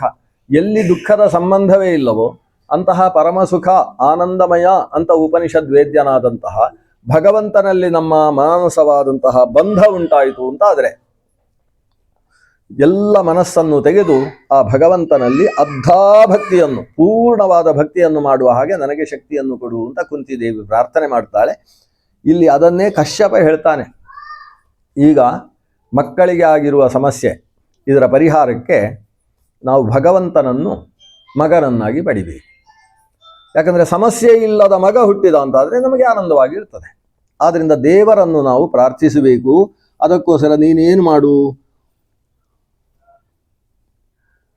ಉಪತಿಷ್ಠಸ್ವ ಪುರುಷಂ ಭಗವಂತಂ ಜನಾರ್ದನಂ ಸರ್ವಭೂತ ಗುಹಾವಾಸಂ ವಾಸುದೇವಂ ಜಗದ್ಗುರುಂ. ಸಕಲ ಭೂತ ಗುಹಾವಾಸನಾದ ಜಗದ್ಗುರುವಾದ ವಾಸುದೇವನಂ ಉಪತಿಷ್ಠಸ್ವ. ವಾಸುದೇವನನ್ನು ನೀನು ಪ್ರಾರ್ಥನೆ ಮಾಡು, ಅವನನ್ನು ಉಪಸ್ಥಾನ ಮಾಡು. ಉಪಸ್ಥಾನ ಅಂತ ಹೇಳಿದರೆ ಸ್ತೋತ್ರ ಅಂತ ಅರ್ಥ. ದಿಗುಪಸ್ಥಾನ ಅಂತ ಹೇಳ್ತೇವೆ ನಾವು, ಅಥವಾ ಸೂರ್ಯೋಪಸ್ಥಾನ ಅಂತ ಹೇಳ್ತೇವೆ. ಉಪಸ್ಥಾನ ಅಂತ ಹೇಳಿದರೆ ಕೈ ಮುಗಿದುಕೊಂಡು ದೇವರನ್ನು ಸ್ತೋತ್ರ ಮಾಡುವುದು. ಆ ವಾಸುದೇವನನ್ನು ಸ್ತೋತ್ರ ಮಾಡು. ಅವನು ಜಗದ್ಗುರು, ಜಗತ್ತಿನಲ್ಲಿದ್ದ ಮೋಹಗಳನ್ನೆಲ್ಲ ದೂರ ಮಾಡತಕ್ಕಂಥವ. ಆ ಕೆಲಸವನ್ನು ಮಾಡು. ಅದಿತಿ ಕೇಳ್ತಾಳೆ, ದೇವರನ್ನು ಸ್ತೋತ್ರ ಮಾಡಬೇಕು, ಹೌದು. ದೇವರ ಸ್ತೋತ್ರ ಮಾಡಿದಾಗ ನಮಗೆ ಶ್ರೇಯಸ್ಸಾಗಬೇಕು, ಅಷ್ಟೇ ಸ್ತೋತ್ರ ಮಾಡುವುದಲ್ಲ. ನನಗೀಗೇನೆಂದರೆ ನನ್ನ ಮಕ್ಕಳು ಇಂದ್ರಾದಿ ದೇವತೆಗಳು, ಆದಿತ್ಯರು, ಅವರಿಗೆಲ್ಲ ಮತ್ತೆ ಹೋದ ಸ್ಥಾನ ಮತ್ತೆ ಸಿಗಬೇಕು ಅಂತೇಳಿದರೆ ದೇವರು ನನ್ನ ಹೊಟ್ಟೆಯಲ್ಲಿ ಮಗನಾಗಿ ಹುಟ್ಟಬೇಕು. ದೇವರೇ ಮಗನಾಗಿ ಹುಟ್ಟಬೇಕಾದ್ರೆ ಯಾವ ರೀತಿಯಲ್ಲಿ ಭಗವಂತನನ್ನು ಸ್ತೋತ್ರ ಮಾಡಬೇಕು? ಒಂದೊಂದು ರೀತಿಯ ಫಲಪ್ರಾಪ್ತಿಗೆ ಬೇರೆ ಬೇರೆ ರೀತಿಯ ಭಗವತ್ ಸ್ತೋತ್ರ, ಭಗವದ್ ಆರಾಧನಾ ಅನ್ನುವ ವಿಧಾನ ಇದೆ. ಪ್ರಕೃತ ಭಗವಂತನನ್ನು ಮಗನನ್ನಾಗಿ ಪಡಿಬೇಕು ನಾನು, ಅದಕ್ಕೋಸ್ಕರ ಯಾವ ರೀತಿಯ ಸ್ತೋತ್ರ ಮಾಡಬೇಕು? ಆವಾಗ ಕಶ್ಯಪ ಪ್ರಜಾಪತಿಗಳು ಫಾಲ್ಗುಣ ಮಾಸದಲ್ಲಿ ಒಟ್ಟು 13 ದಿವಸ ನಡೆಸತಕ್ಕಂಥ ಒಂದು ವ್ರತವನ್ನು ಉಪದೇಶ ಮಾಡ್ತಾರೆ. ಅದಕ್ಕೆ ಪಯೋವ್ರತ ಅಂತ ಹೆಸರು. ಫಾಲ್ಗುಣ ಶ್ಯಾಮಲೆ ಪಕ್ಷೇ ದ್ವಾದಶಾಹಂ ಪಯೋವ್ರತ. ಫಾಲ್ಗುಣ ಶುಕ್ಲ ಪ್ರತಿಪತ್ತನಿಂದ ಪ್ರಾರಂಭ, ಅಲ್ಲಿಂದ ದ್ವಾದಶಾಹ ಅಂದರೆ ಪಾಡ್ಯದಿಂದ ಹಿಡ್ಕೊಂಡು ದ್ವಾದಶಿ ಮುಗಿಯಲ್ಲಿಯ ತನಕದ ಒಂದು ವಿಶಿಷ್ಟವಾದಂತಹ ವ್ರತ. ಅದು ಆರಂಭ ಆಗುವುದು ಯಾವಾಗ ಅಂದರೆ ಸಿನೀವಾಲ್ಯಾಮೃತಾಲಿಪ್ಯ ಸ್ನಾಯಾತ್ ಕ್ರೋಡ ವಿದೀರ್ಣಯ. ಸಿನೀವಾಲಿ ಅಂದರೆ ಪಾಡ್ಯದ ಹಿಂದಿನ ದಿವಸ, ಅವತ್ತು ಅಮಾವಾಸ್ಯೆ ನಡೀತಾ ಇರ್ತದೆ. ಅಮಾವಾಸ್ಯೆಯಲ್ಲಿ 4-5 ಭಾಗಗಳಿದ್ದಾವೆ. ಕುಹು ಅಂತಿದೆ, ಸಿನೀವಾಲಿ ಅಂತಿದೆ, ದರ್ಶ ಅಂತ ಮತ್ತೊಂದು ಭಾಗ ಇದೆ. ಇದು ಅಮಾವಾಸ್ಯೆಯಲ್ಲಿರ್ತಕ್ಕಂಥ ಭಾಗಗಳು. ಅದರಲ್ಲಿ ಆ ಅಮಾವಾಸ್ಯೆ ಇರತಕ್ಕಂತಹ ಸಿನೀವಾಲಿ ಭಾಗ ಏನಿದೆ, ಆ ಭಾಗದಲ್ಲಿ ಅಂದರೆ ಅಮಾವಾಸ್ಯೆಯ ಬೆಳಗ್ಗಿನ ಜಾವದಲ್ಲಿ ಅಂತ ಅರ್ಥ. ಆ ಹೊತ್ತು ಶರೀರಕ್ಕೆ ಮಣ್ಣನ್ನು ಲೇಪಿಸಿಕೊಂಡು ಒಂದು ಸ್ನಾನ ಮಾಡತಕ್ಕಂತಹ ವಿಧಾನ. ಆ ಮಣ್ಣನ್ನು ಲೇಪಿಸುವಾಗ ವಿಧಾನ ಹೇಗೆ? ಕ್ರೋಡ ವಿದೀರ್ಣಯ ಮೃದ ಆಲಿಪ್ಯ. ಹಂದಿ ತನ್ನ ಕೋರೆದಾಡೆಯಿಂದ ಸೀಳಿರತಕ್ಕಂತಹ ಮಣ್ಣನ್ನು ಮೈಗೆ ಹಚ್ಚಿಕೊಂಡು ಸ್ನಾನ ಮಾಡಬೇಕಂತೆ. ಇದು ಇವತ್ತಿಗೂ ಕೂಡ ದೇವರ ಪ್ರತಿಷ್ಠೆ ಮಾಡಬೇಕಾದರೂ ಕೂಡ ಹಂದಿ ಸೀಳಿದಂತಹ ಮಣ್ಣನ್ನೇ ತರಬೇಕು ಅಂತುಂಟು. ಮೃದ ದಿವಾಸ ಅಂತುಂಟು. ದೇವರ ಪ್ರತಿಮೆಯನ್ನು, ಈಗ ಅಯೋಧ್ಯೆಯಲ್ಲಿ ಶ್ರೀರಾಮಚಂದ್ರನ ಪ್ರತಿಮೆಯನ್ನು ಪ್ರತಿಷ್ಠೆ ಮಾಡಬೇಕಾದ್ರೆ ಅಷ್ಟು ದೊಡ್ಡ ಪ್ರತಿಮೆಯನ್ನು ಅಧಿಷ್ಠಾನ ಮಾಡುವುದಕ್ಕೆ, ಅಧಿವಾಸ ಮಾಡುವುದಕ್ಕೆ ಹಂದಿಗಳು ಕೆರೆದು ಹಾಕಿದ ಮಣ್ಣನ್ನೇ ಬೇರೆ ಬೇರೆ ಕಡೆಯಿಂದ ತಂದದ್ದಿದೆ. ಇವತ್ತಿಗೂ ಅದು ಅವಕಾಶ ಪ್ರಾಪ್ತಿಯಾಗ್ತದೆ. ಹಂದಿಗಳಿಗೆ ಮಣ್ಣು ಅಂದರೆ ಭಾರಿ ಇಷ್ಟ. ಆದ್ರಿಂದಲೇ ವರಾಹರೂಪಿಯಾಗಿ ಭಗವಂತ ಭೂಮಿಯನ್ನೇ ಕೋರದಾಡಿಯಲ್ಲಿ ಎತ್ತಿ ಸ್ಥಾನದಲ್ಲಿ ಇಟ್ಟಿರ್ತಕ್ಕಂಥವ ಭೂವರಾಹ ಅಂತ ದೇವರನ್ನು ಕರಿತೇವೆ. ಆ ಕ್ರೋಡ ವಿದೀರ್ಣವಾಗಿರತಕ್ಕಂತಹ ಮೃತನ್ನು ಶರೀರಕ್ಕೆ ಹಚ್ಚಿಕೊಂಡು ಸ್ನಾನ ಮಾಡತಕ್ಕಂತಹ ಒಂದು ವಿಧಾನ. ಅದಕ್ಕೊಂದು ಮಂತ್ರವನ್ನು ಕೂಡ ಶ್ರೀಮದ್ ಭಾಗವತ ಹೇಳ್ತದೆ. ಕೃಷ್ಣೇನ ಶತಬಾಹುನ ಉದ್ಧೃತಾಸಿ ವರಾಹೇಣ. ಭೂಮಿಯನ್ನು ಪ್ರಾರ್ಥನೆ ಮಾಡುವುದು. ಕಪ್ಪಾದಂತಹ ವರಾಹ ಅಂತೆ. ವರಾಹ 2 ವಿಧ, ಕೃಷ್ಣ ವರಾಹ, ಶ್ವೇತವರಾಹ ಅಂತ. ಸಾಮಾನ್ಯ ನಮಗೆಲ್ಲ ರಾಯಚೂರಿಗೆ ಹೋದರೆ ಸಿಗುವುದೆಲ್ಲ ಕೃಷ್ಣ ವರಾಹವೇ ಅಲ್ವಾ? ಕೃಷ್ಣ ವರಾಹವೇ ಜಾಸ್ತಿ ಇರೋದು. ಬಿಳಿ ಹಂದಿ ಸಿಗುವುದು ಬಹಳ ಕಡಿಮೆ. ಆದರೆ ಭಗವಂತನಲ್ಲಿ ಶ್ವೇತವರಾಹ ಅಂತ ಒಂದು ರೂಪ ಇದೆ. ಈಗ ಶ್ವೇತವರಾಹ ಕಲ್ಪ ಅಂತ ಈಗ ಕರಿತೇವೆ. ಅಂದರೆ ಈ ಕಲ್ಪದ ಆರಂಭದಲ್ಲಿ ಭಗವಂತ ಶ್ವೇತವರಾಹ ರೂಪದಲ್ಲಿ ಅವತರಿಸಿದ. ಹಿಂದಿನ ಕಲ್ಪದಲ್ಲಿ ಭಗವಂತ ಕೃಷ್ಣವರಾಹ ರೂಪದಲ್ಲಿ ಅವತರಿಸಿದ್ದಾನೆ. ಕೃಷ್ಣವರಾಹ ಅಂತ ಹೇಳಿದರೆ ಅದಕ್ಕೆ ಮತ್ತೊಂದು ಹೆಸರಿದೆ, ಯಜ್ಞವರಾಹ ಅಂತ ಅದಕ್ಕೆ ಮತ್ತೊಂದು ಹೆಸರು. ಆ ವರಾಹ ರೂಪದ ರೋಮಗಳೇ ದರ್ಬೆಯಾಗಿ, ಆ ವರಾಹ ರೂಪದ ಬೆವರಿನಿಂದ ತಿಲದ ಉತ್ಪತ್ತಿಯಾಗಿ, ಆತನ ದಾಡೆಗಳಿಂದ ಸ್ರುವಗಳ ಆವಿರ್ಭಾವವಾಗಿ ಯಜ್ಞಕ್ಕೆ ಬೇಕಾದ ಎಲ್ಲ ವಸ್ತುಗಳನ್ನು ಕೂಡ ನಿರ್ಮಾಣ ಮಾಡಿಕೊಟ್ಟ ಸರ್ಜಕ ಶಕ್ತಿ. ಆದ್ದರಿಂದ ಆ ವರಾಹ ರೂಪಿಗೆ ಯಜ್ಞವರಾಹ, ಅದೇ ಕೃಷ್ಣವರಾಹ. 2 ಬಾರಿ ಭಗವಂತ ವರಾಹ ರೂಪಿಯಾಗಿ ಅವತರಿಸಿದ್ದಾನೆ. ಭೂಮಿ 2 ಬಾರಿ ಕಕ್ಷೆಯಿಂದ ತಪ್ಪಿದೆ ಅನ್ನುವುದನ್ನು ಪುರಾಣಗಳು ಹೇಳ್ತವೆ. ಇವತ್ತಿನ ವಿಜ್ಞಾನಿಗಳು ಕೂಡ 2 ಬಾರಿ ತಪ್ಪಿದೆ ಅಂತ ಹೇಳ್ತಾರೆ. ವಾಪಸ್ ಯಾಕೆ ಬಂದು ಹಾಗೆ ಕೂತಿತು ಅಂತ ಅವರು ಹೇಳುವುದಿಲ್ಲ. ಆದರೆ ನಮ್ಮ ಶಾಸ್ತ್ರ 2 ಬಾರಿ ತಪ್ಪಿದಾಗಲೂ ಅದು ಮೊದಲನೇ ಬಾರಿ ತಪ್ಪಿದ್ದು ಹೇಗೆ? ಭಗವದಿಚ್ಛೆಯಿಂದ ಅಷ್ಟೇ, ಯಾರು ತಪ್ಪಿಸಿದ್ದಲ್ಲ. ಪ್ರಥಮಂ ಜಲದೌ ಮಗ್ನಾಂ ದ್ವಿತೀಯಂ ತೇನ ಮಜ್ಜಿತಾಂ. ಮಧ್ವಾಚಾರ್ಯರು ಅದರ ವಿವರಣೆಯನ್ನು ಕೊಡ್ತಾರೆ. ಪ್ರಥಮಂ ಜಲದೌ ಮಗ್ನಾಂ, ಮೊದಲ ಬಾರಿ ತಾನಾಗಿ ಕಕ್ಷೆಯಿಂದ ಕಳಚಿದಂತಹ ಭೂಮಿ, ಅದನ್ನು ಭಗವಂತ ಕೃಷ್ಣವರಾಹನಾಗಿ ಹೋಗಿ ತಾನು ದಾಡೆಯಲ್ಲಿಟ್ಟು ಅದನ್ನು ಯಥಾಸ್ಥಾನದಲ್ಲಿ ಮತ್ತೆ ಕಕ್ಷೆಯಲ್ಲಿ ಸ್ಥಾಪನೆ ಮಾಡಿದ. ಕಕ್ಷೆಯಲ್ಲಿ ಸ್ಥಾಪನೆ ಮಾಡುವುದು ಅಂದರೆ ಏನರ್ಥ? ಅಡಿಯಲ್ಲಿರತಕ್ಕಂತಹ ಯಾವ ಸಂಕರ್ಷಣ ಇದ್ದಾನೆ, ಸಂಕರ್ಷಣ ಅಂದರೆ ಕೆಳಗಿರತಕ್ಕಂಥ ಶೇಷ, ಆ ಶೇಷನ ಯಾವುದೋ ಹೆಡೆಯ ಮೂಲಕ ಬರತಕ್ಕಂತಹ ಸಂಕರ್ಷಣ ಶಕ್ತಿ, ಅಂದರೆ ಶೇಷನ ಹೆಡೆಯಿಂದ 36,000 ಯೋಜನದಷ್ಟು ಎತ್ತರದಲ್ಲಿ ಭೂಮಿ ಇರುವಂತಹದ್ದು. ಈ ಶೇಷನಿಗೂ ಭೂಮಿಗೂ ಶೇಷ ಧರಿಸಿದ್ದಾನೆ ಅಂತ ಹೇಳುವುದು ಗುರುತ್ವಾಕರ್ಷಣ ಶಕ್ತಿಯ ಕಾರಣದಿಂದ. ಅದಕ್ಕೆ ಸಂಕರ್ಷಣ ಶಕ್ತಿ ಅಂತ ಕರೀತಾರೆ. ಹಾಗೆ ಇರತಕ್ಕಂತಹ ಭೂಮಿಯನ್ನು ಆ ಒಂದು ಬಿಂದುವಿನಿಂದ ತಪ್ಪಿದಾಗ ಅದು ಮುಳುಗುತ್ತೆ. ಆ ರೀತಿ ಭೂಮಿ ತಪ್ಪಿದಾಗ ಅದನ್ನು ಭಗವಂತ ತಾನು ಕೃಷ್ಣವರಾಹನಾಗಿ ಮತ್ತೆ ಸ್ಥಾನದಲ್ಲಿ ಇಟ್ಟಿದ್ದ. 2ನೇ ಬಾರಿ ಏನಾಯಿತು? ನಮ್ಮ ಹಿರಣ್ಯಕಶಿಪುವಿನ ತಮ್ಮನಾದಂತಹ ಹಿರಣ್ಯಾಕ್ಷನಿಗೆ ನಾನು ದೇವರ ಜೊತೆಗೆ ಹೋರಾಡಬೇಕು, ದೇವರು ಬೇಕು, ನನಗೆ ಯಾರು ಗುದ್ದಲಿಕ್ಕೆ ಯಾರು ಸಿಗಲಿಲ್ಲ. ಅವನಿಗೆ ಹೋಗಿ ಸಮುದ್ರದಲ್ಲಿ ಗುದ್ದಾಡಿದಾಗ ಸಮುದ್ರ ರಾಜ ವರುಣ ಹೇಳಿದ, ನನಗೆ ನಿನ್ನ ಪೆಟ್ಟು ಸಹಿಸ್ಲಿಕ್ಕಾಗ್ತಾ ಇಲ್ಲಪ್ಪ. ಆವಾಗ ಹಿರಣ್ಯಾಕ್ಷ ಹೇಳಿದ, ನೀನು ನನ್ನಲ್ಲಿ ಗುದ್ದಿಸಿಕೊಳ್ಬೇಕು, ನನಗೆ ಕೈ ಸಿಕ್ಕಾಬಟ್ಟೆ ತುರಿತಾ ಇದೆ, ಗುದ್ದಬೇಕು ಅಂತ ಅನಿಸ್ತಾ ಉಂಟು. ನಿನಗೆ ನನ್ನ ಪೆಟ್ಟು ತಿನ್ಲಿಕ್ಕೆ ಆಗುವುದಿಲ್ಲ ಅಂತ ಆದರೆ ಇಂಗ್ಲಿಷ್ನಲ್ಲಿ ಗುದ್ದುದಲ್ಲ, ಕನ್ನಡದಲ್ಲೇ ಗುದ್ದುದು. ಆಯ್ತಾ? ಅದು ನೀನು ನನ್ನ ಪೆಟ್ಟು ನಿನಗೆ ಗುದ್ದಿಸಿಕೊಳ್ಳಿಕ್ಕೆ ನಿನಗೆ ಆಗುವುದಿಲ್ಲ ಅಂತ ಹೇಳಿದ್ರೆ ನನ್ನಲ್ಲಿ ನಾನು ಗಲಾಟೆ ಮಾಡ್ತಕ್ಕಂಥ ಸಮರ್ಥ ವ್ಯಕ್ತಿಯನ್ನು ತೋರಿಸಿಕೊಡಬೇಕು ಅಂತ ಹೇಳಿದ. ಆವಾಗ ವರುಣ ಹೇಳಿದ, ಅದಕ್ಕೆ ನನ್ನ ಅಳಿಯ ಒಬ್ಬ ಇದ್ದಾನೆ, ಅವ ಒಬ್ಬ ಆಗಬಹುದು ಅಂತ. ಈಗ ಸಮುದ್ರ ರಾಜನ ಅಳಿಯನಾದಂತಹ ರಮಾ ಸಮುದ್ರನ ಕುಮಾರಿ ಅಲ್ವಾ, ಸಮುದ್ರನ ಕುಮಾರಿಯನ್ನು ಮದುವೆಯಾಗಿರತಕ್ಕಂತಹ ಭಗವಂತ ಶ್ರೀಮನ್ನಾರಾಯಣ ಅವ ಒಬ್ಬ ಸಮರ್ಥ. ಅಷ್ಟೇ ಹೇಳಿ ವರುಣ ಒಡೆಯೋದ.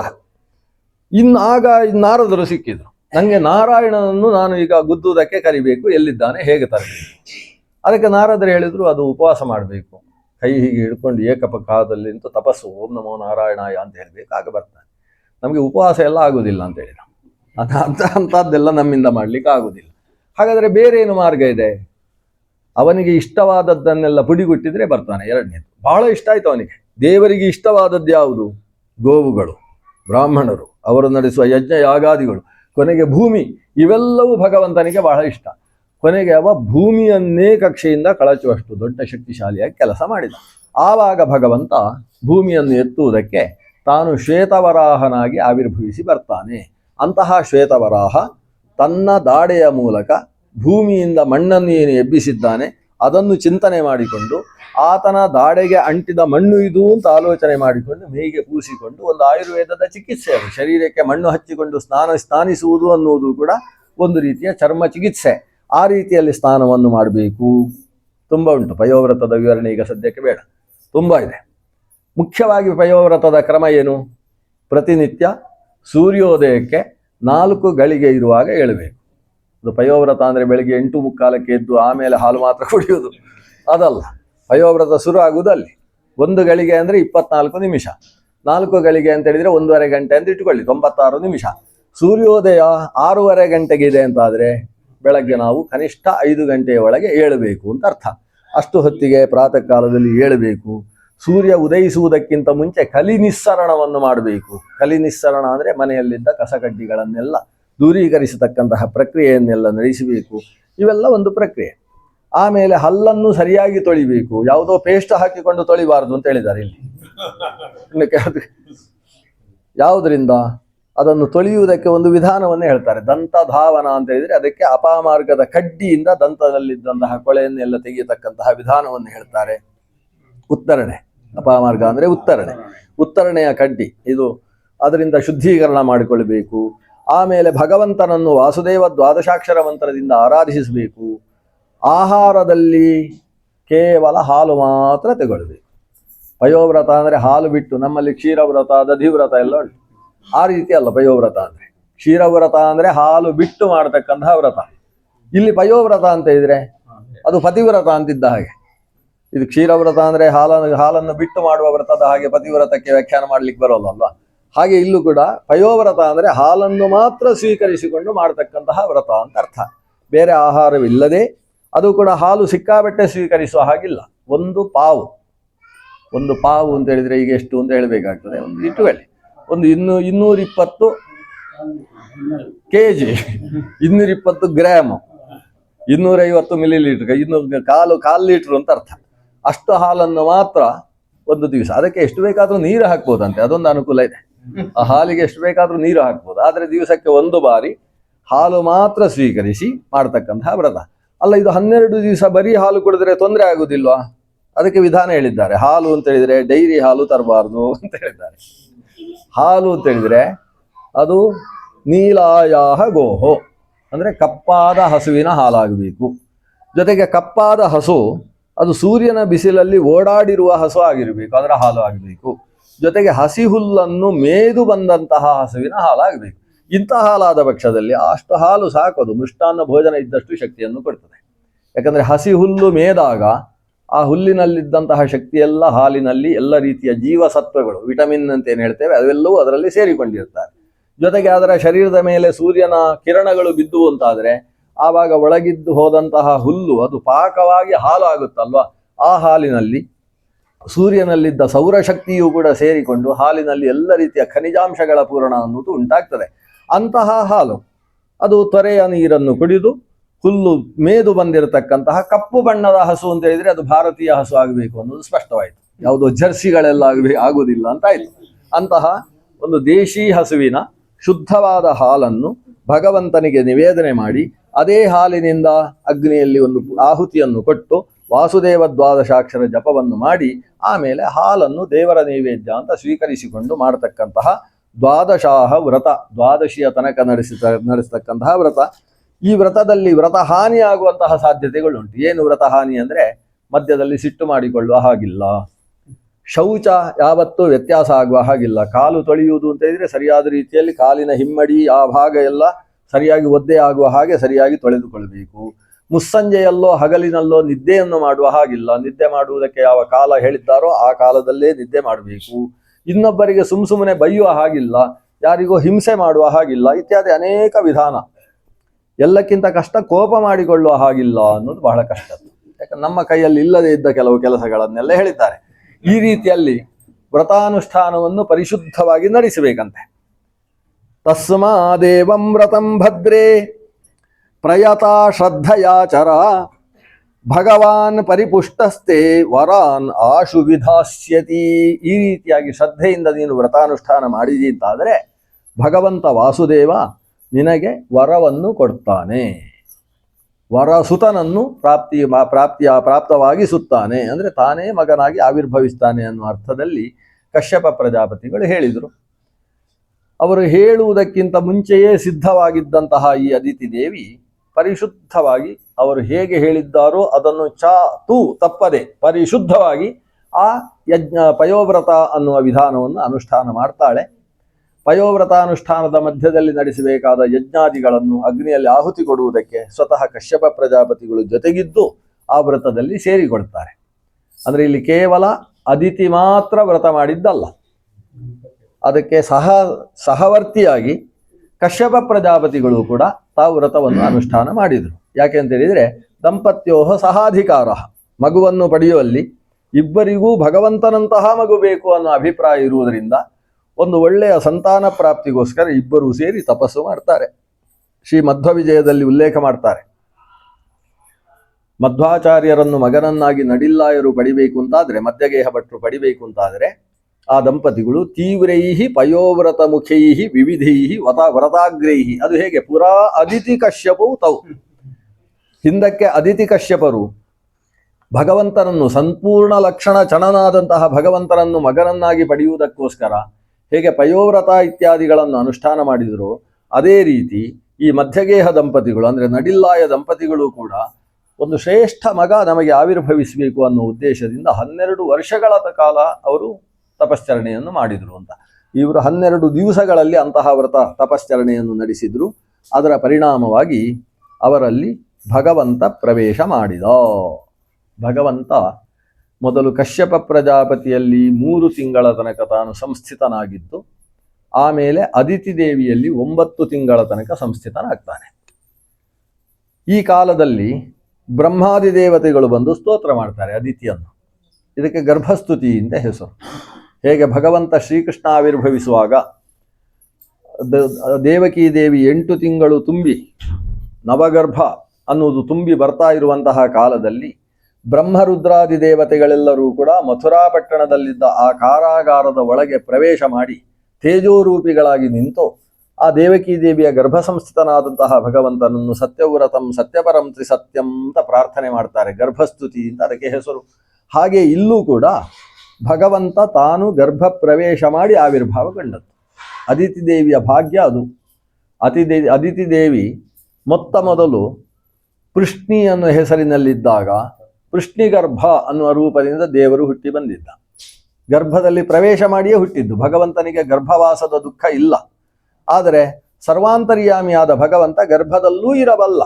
ಅದರ ಗರ್ಭದಲ್ಲಿದ್ದು ಆ ಗರ್ಭದ ಯಾವ ಕ್ಲೇಶವನ್ನು ಅನುಭವಿಸದೆ ಸುಖರೂಪಿಯಾದ ಭಗವಂತ ಗರ್ಭದಿಂದ ಆವಿರ್ಭಾವಗೊಂಡದ್ದು ಒಂದು ಪೃಷ್ಣಿಗರ್ಭನಾಗಿ.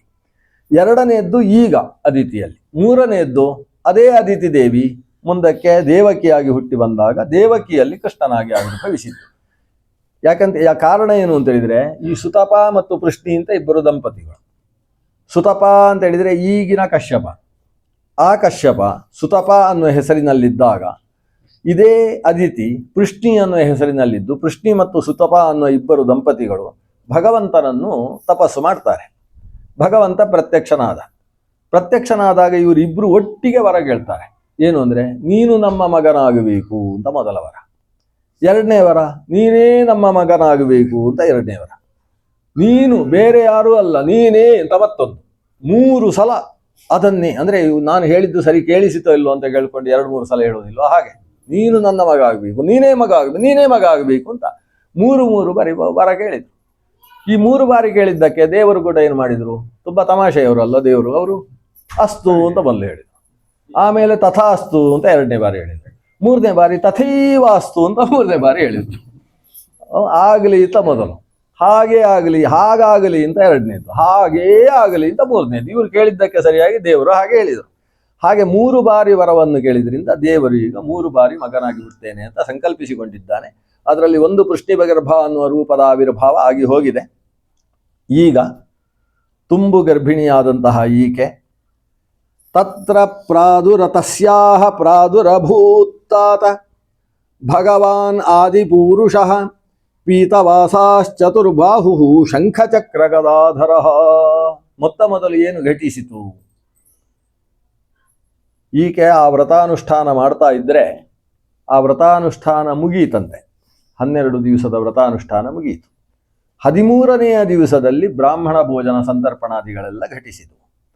ಸಂಪೂರ್ಣ ಸಂತರ್ಪಣ ಮುಗಿದು ವಿಪ್ರರೆಲ್ಲ ನಿನ್ನ ಮನೋಭಿಲಷಿತವಾದದ್ದು ಹಾಗೆ ಈಡೇರಲಿ ಅಂತ ಯಾವಾಗ ಆಶೀರ್ವಾದ ಮಾಡಿದ್ರು, ಆವಾಗ ಇವಳ ಮುಂದೆ ಚತುರ್ಬಾಹುವಾದ ಭಗವಂತ ಕಾಣಿಸಿಕೊಂಡಂತೆ. ಹೇಗಿದ್ದಾನೆ? ಪೀತವಾಸಾಹ ಚತುರ್ಬಾಹು ಶಂಖಚಕ್ರ ಗದಾಧರ. ಶಂಖಚಕ್ರ ಗದಾಪದ್ಮಗಳನ್ನು ಧರಿಸಿರ್ತಕ್ಕಂತಹ ಪೀತವಾಸಸ್ಸಿನಿಂದ ಶೋಭಿತನಾದಂತಹ ಚತುರ್ಬಾಹು ಭಗವಂತ ಕಂಠದಲ್ಲಿ ಶ್ರೀವತ್ಸಭೂಷಿತನಾಗಿ, ತಾನು ಶ್ರೀವತ್ಸ ಲಕ್ಷ್ಮಂ ಗಲಶೋಭಿ ಕೌಸ್ತುಭಂ, ಕಂಠದಲ್ಲಿ ಕೌಸ್ತುಭಾಭರಣ ಭೂಷಿತನಾಗಿ ಈಕೆಯ ಮುಂದೆ ತಾನು ಪ್ರತ್ಯಕ್ಷನಾದಂತಹ ಆತನನ್ನು ಕೈ ಮುಗಿದುಕೊಂಡು ಎದ್ದು ನಿಂತು ಈ ತಾಯಿ ಸ್ತೋತ್ರ ಮಾಡ್ತಾಳೆ. ಅದಿತಿ ಮಾತ್ರ ಅಲ್ಲ, ಕಶ್ಯಪನೂ ಕೂಡ ಸ್ತೋತ್ರಕ್ಕೆ ಸೇರಿಕೊಳ್ತಾನೆ. ಆ ಸ್ತೋತ್ರದಲ್ಲಿ ಆ ಭಗವಂತನನ್ನು, ನೀನು ಸರ್ವೋತ್ಕೃಷ್ಟ, ಸರ್ವ ಕಾರಣ, ನಮ್ಮ ಇಚ್ಛೆಗಳು ಕೂಡ ಏನು ಅಂತ ನೀನು ತಿಳಿದವ, ಆದ್ರಿಂದ ನಾನು ನಿನ್ನಲ್ಲಿ ಇಂಥದ್ದು ಬೇಕು ಅಂತ ಕೇಳಬಾರದು. ಯಾಕಂದರೆ ಯಾರಿಗೆ ಏನು ಬೇಕು ಅಂತ ಗೊತ್ತಿರುವವ ನೀನು ಸರ್ವಜ್ಞ ಅಂತ ಗೊತ್ತಿದ್ದು ನನಗೆ ಇದು ಬೇಕು ಅಂತ ನಾನು ಕೇಳ್ತೇನೆ ಅಂದರೆ ನಿನ್ನ ಸರ್ವಜ್ಞತೆಯ ಬಗ್ಗೆ ನನಗೆ ಸಂಶಯ ಇದೆ ಅಂತ ಅರ್ಥ. ಆದ್ರಿಂದ ನಾನು ಅದು ಬೇಕು ಇದು ಬೇಕು ಅಂತ ನಿನ್ನಲ್ಲಿ ಕೇಳುವುದಿಲ್ಲ. ನನಗೆ ಏನು ಕೊಟ್ಟರೆ ಒಳ್ಳೆಯದೋ ಅಂಥದ್ದನ್ನು ಕೊಡು ಅಂತ ಹೀಗೆ ಪ್ರಾರ್ಥನೆ ಮಾಡ್ತಾಳೆ. ಅಂತೂ ಕೊಡು ಅನ್ನೋದನ್ನು ಬಿಡುವುದಿಲ್ಲ. ನಿಜವಾಗಿ ಅದು ಬೇಕಿರ್ಲಿಲ್ಲ ಅಲ್ವಾ, ಕೊಡಬೇಕು ಅಂತ ಅವನಿಗೆ ಗೊತ್ತಿಲ್ವಾ? ಅದರಿಂದ ಸರ್ವಜ್ಞನಾದ ಮೇಲೆ ಅದು ಕೊಡು ಅಂತ ಕೇಳುವ ಅವಶ್ಯಕತೆ ಇಲ್ಲ. ಭಗವಂತ ಪ್ರೀತನಾಗಲಿ ಅಂತ ದೇವರ ಪ್ರೀತಿಯನ್ನಷ್ಟೇ ಅಭಿಕಾಂಕ್ಷಿಸಿದ್ರೆ ಸಾಕು. ಆದ್ರೆ ಇವಳು ಕೇಳಿದ್ದಕ್ಕೋಸ್ಕರ ನಾನೇ ಮಗನಾಗಿ ಹುಡ್ತೇನೆ ಅಂತ ದೇವರು ಹೇಳಿದ್ದು. ಹೀಗೆ ದೇವರು ಇವಳ ಅಭಿಲಾಷೆ ಏನಿತ್ತು ಅದಕ್ಕೆ ಅನುಗುಣವಾಗಿ ಭಗವಂತನಂತಹ ಮಗ ಬೇಕು ಅಂತಲ್ವ ಇವಳ ಆಸೆ ಇದ್ದದ್ದು. ಭಗವಂತನಂತಹ ಮಗು ಅಂದ್ರೆ ಭಗವಂತನಿಗೆ ಸದೃಶವಾದದ್ದು ಮತ್ತೊಂದು ಇಲ್ವಲ್ಲ. ಹಾಗಾಗಿ ಮಮ ಅಹಮೇವ ಅಭಿರೂಪ ಅಂತ, ದೇವರಿಗೆ ಸದೃಶವಾದದ್ದು ಅಂದ್ರೆ ದೇವರೇ. ಆದ್ರಿಂದ ದೇವರೇ ಆವಿರ್ಭವಿಸುವ ಸಂಕಲ್ಪವನ್ನು ಮಾಡಿದ್ರು. ಸಂಕಲ್ಪ ಮಾಡಿ ಅದು ಒಂದು ದಿನ ಶ್ರೋಣಾಯಾಂ ಶ್ರವಣದ್ವಾದಶ್ಯಾಂ ಲಗ್ನೇ ಅಭಿಜಿತಿ ಪ್ರಭು. ಶ್ರವಣ ನಕ್ಷತ್ರದಿಂದ ಕೂಡಿದಂತಹ ದ್ವಾದಶಿ ತಿಥಿ. ಸಾಮಾನ್ಯ ದ್ವಾದಶಿಗೂ ಶ್ರವಣಕ್ಕೂ ನಂಟು ಸಿಗುವುದು ವರ್ಷದಲ್ಲಿ 1 ಬಾರಿ, ತಪ್ಪಿದರೆ 2 ಬಾರಿ. ಅದಕ್ಕಿಂತ ಜಾಸ್ತಿ ದ್ವಾದಶಿಯ ದಿವಸ ಶ್ರವಣ ನಕ್ಷತ್ರ ಬರುವುದಿಲ್ಲ. ದ್ವಾದಶಿಯ ದಿವಸ ಶ್ರವಣ ನಕ್ಷತ್ರ ಬಂದರೆ ಬ್ರಾಹ್ಮಣ ಕ್ಷತ್ರಿಯ ವೈಶ್ಯರಿಗೆ ಸ್ವಲ್ಪ ಕಷ್ಟ. ಯಾಕೆ ಕಷ್ಟ ಅಂತ? ಯಾಕಂದರೆ ಅವತ್ತು ಉಪವಾಸ ಮಾಡಬೇಕು. ಏಕಾದಶಿ ಉಪವಾಸ ಒಂದಾಗಬೇಕು. ಜೊತೆಗೆ ದ್ವಾದಶಿ ಶ್ರವಣಯುಕ್ತವಾದಾಗ ಅದಕ್ಕೆ ಶ್ರವಣ ದ್ವಾದಶಿ ಅಂತ ಅವತ್ತು ಉಪವಾಸ ಮಾಡಬೇಕು. ಹೀಗಾಗಿ 2 ದಿವಸದ ಶುದ್ಧ ಉಪವಾಸ. ಎಷ್ಟು? 24 ಗಂಟೆಯ ಉಪವಾಸ ಅಲ್ಲ, 48 ಗಂಟೆಯೂ ಅಲ್ಲ, 48 ಗಂಟೆ ಮತ್ತು 12 ಗಂಟೆ ಅಂದರೆ 60 ಗಂಟೆಯ ಉಪವಾಸ. ಹಿಂದಿನ ರಾತ್ರಿ ಉಂಟಲ್ಲ, ಹಿಂದಿನ ರಾತ್ರಿ ಆ ದಿವಸ ಪೂರ್ತಿ ಮತ್ತು ಮತ್ತೊಂದು ದಿವಸ ಸೇರಿಸಿ ಒಟ್ಟು 60 ಗಂಟೆಯ ಸಂಪೂರ್ಣ ಉಪವಾಸವನ್ನು ನಡೆಸುವುದಕ್ಕೆ ಸಿಗತಕ್ಕಂತಹ ಒಂದು ಪರಮ ವಿಪುಲಾವಕಾಶ ಅಂತ ಹೇಳಿದರೆ ಶ್ರವಣ ದ್ವಾದಶಿ. ಆದ್ದರಿಂದ ಶ್ರವಣ ನಕ್ಷತ್ರ ದ್ವಾದಶಿಯ ದಿವಸ ಬಂದ ಕೂಡಲೇ ಉಪವಾಸ ಇಲ್ಲ. ಆ ಶ್ರವಣ ನಕ್ಷತ್ರ ಮಧ್ಯಾಹ್ನದ ತನಕ ತುಂಬಿರಬೇಕು, ಮಧ್ಯಾಹ್ನ ವ್ಯಾಪಿಯಾಗಿ. ಬೆಳಗ್ಗೆ ಸೂರ್ಯೋದಯಕ್ಕೆ ಮಾತ್ರ ಶ್ರವಣ ನಕ್ಷತ್ರ ಉಂಟು ಅಂತಾದರೆ ಆ ದ್ವಾದಶಿ ಉಪವಾಸ ಅರ್ಹ ಆಗುವುದಿಲ್ಲ, ಅದು ಪಾರಣೆಗೆ ಉಚಿತವಾದ ದ್ವಾದಶಿ ಆಗ್ತದೆ. ಹಾಗಾದರೆ ದ್ವಾದಶಿಯು ಶ್ರವಣ ದ್ವಾದಶಿ ಆಗುವುದಕ್ಕೆ ಬೇಕಾದಂತಹ ಏನು ಅರ್ಹತೆ ಉಂಟು ಅಂತಹ ಒಂದು ದಿವಸ ಅದು. ಸಾಮಾನ್ಯವಾಗಿ ಭಾದ್ರಪದ ಮಾಸದಲ್ಲಿ ಶ್ರವಣ ನಕ್ಷತ್ರಯುಕ್ತವಾಗಿರತಕ್ಕಂತಹ ದ್ವಾದಶಿ ಬರ್ತದೆ. ಕೆಲವೊಂದು ಬಾರಿ ಶ್ರಾವಣ ಮಾಸದಲ್ಲೂ ಕೂಡ ಬರುವುದಕ್ಕೆ ಅವಕಾಶ ಇದೆ. ಇದು ಭಾದ್ರಪದ ಮಾಸದ ಶುಕ್ಲ ಪಕ್ಷದ ದ್ವಾದಶಿಯಲ್ಲಿ ಶ್ರವಣ ನಕ್ಷತ್ರ ತುಂಬಿದೆ. ಅವತ್ತಿನ ದಿವಸದ ಅಭಿಜಿತ್ ಲಗ್ನದಲ್ಲಿ ಭಗವಂತ ಅದಿತಿ ದೇವಿಯ ಗರ್ಭದಲ್ಲಿ ತಾನು ಹೊರಮುಖವಾಗಿ ಕಾಣಿಸಿಕೊಂಡ, ಲೋಕಕ್ಕೆ ಕಾಣಿಸಿಕೊಂಡಂತೆ. ಅಂದರೆ ಭಗವಂತನ ಆವಿರ್ಭಾವವಾಯಿತು. ಲೋಕ ಸುಂದರವಾದ ಮಗು ಅಭಿಜಿತ್ ಲಗ್ನದಲ್ಲಿ ಆವಿರ್ಭವಿಸಿತ್ತು. ಅಭಿಜಿತ್ ಅಂದ್ರೆ ಏನು ಅಂತ ಕೇಳ್ತಾ ಇದ್ದಾನೆ ಹುಡುಗ ಅಪ್ಪನ ಹತ್ರ. ಏನು ಎಡವಟ್ಟು ಹೇಳಿದ್ದಾರೆ ಆಚಾರ್ಯ, ಅಭಿಜಿತ್ ಅಂತ ಹೇಳಿದ್ದಾರೆ, ಏನದು ಅಂತ.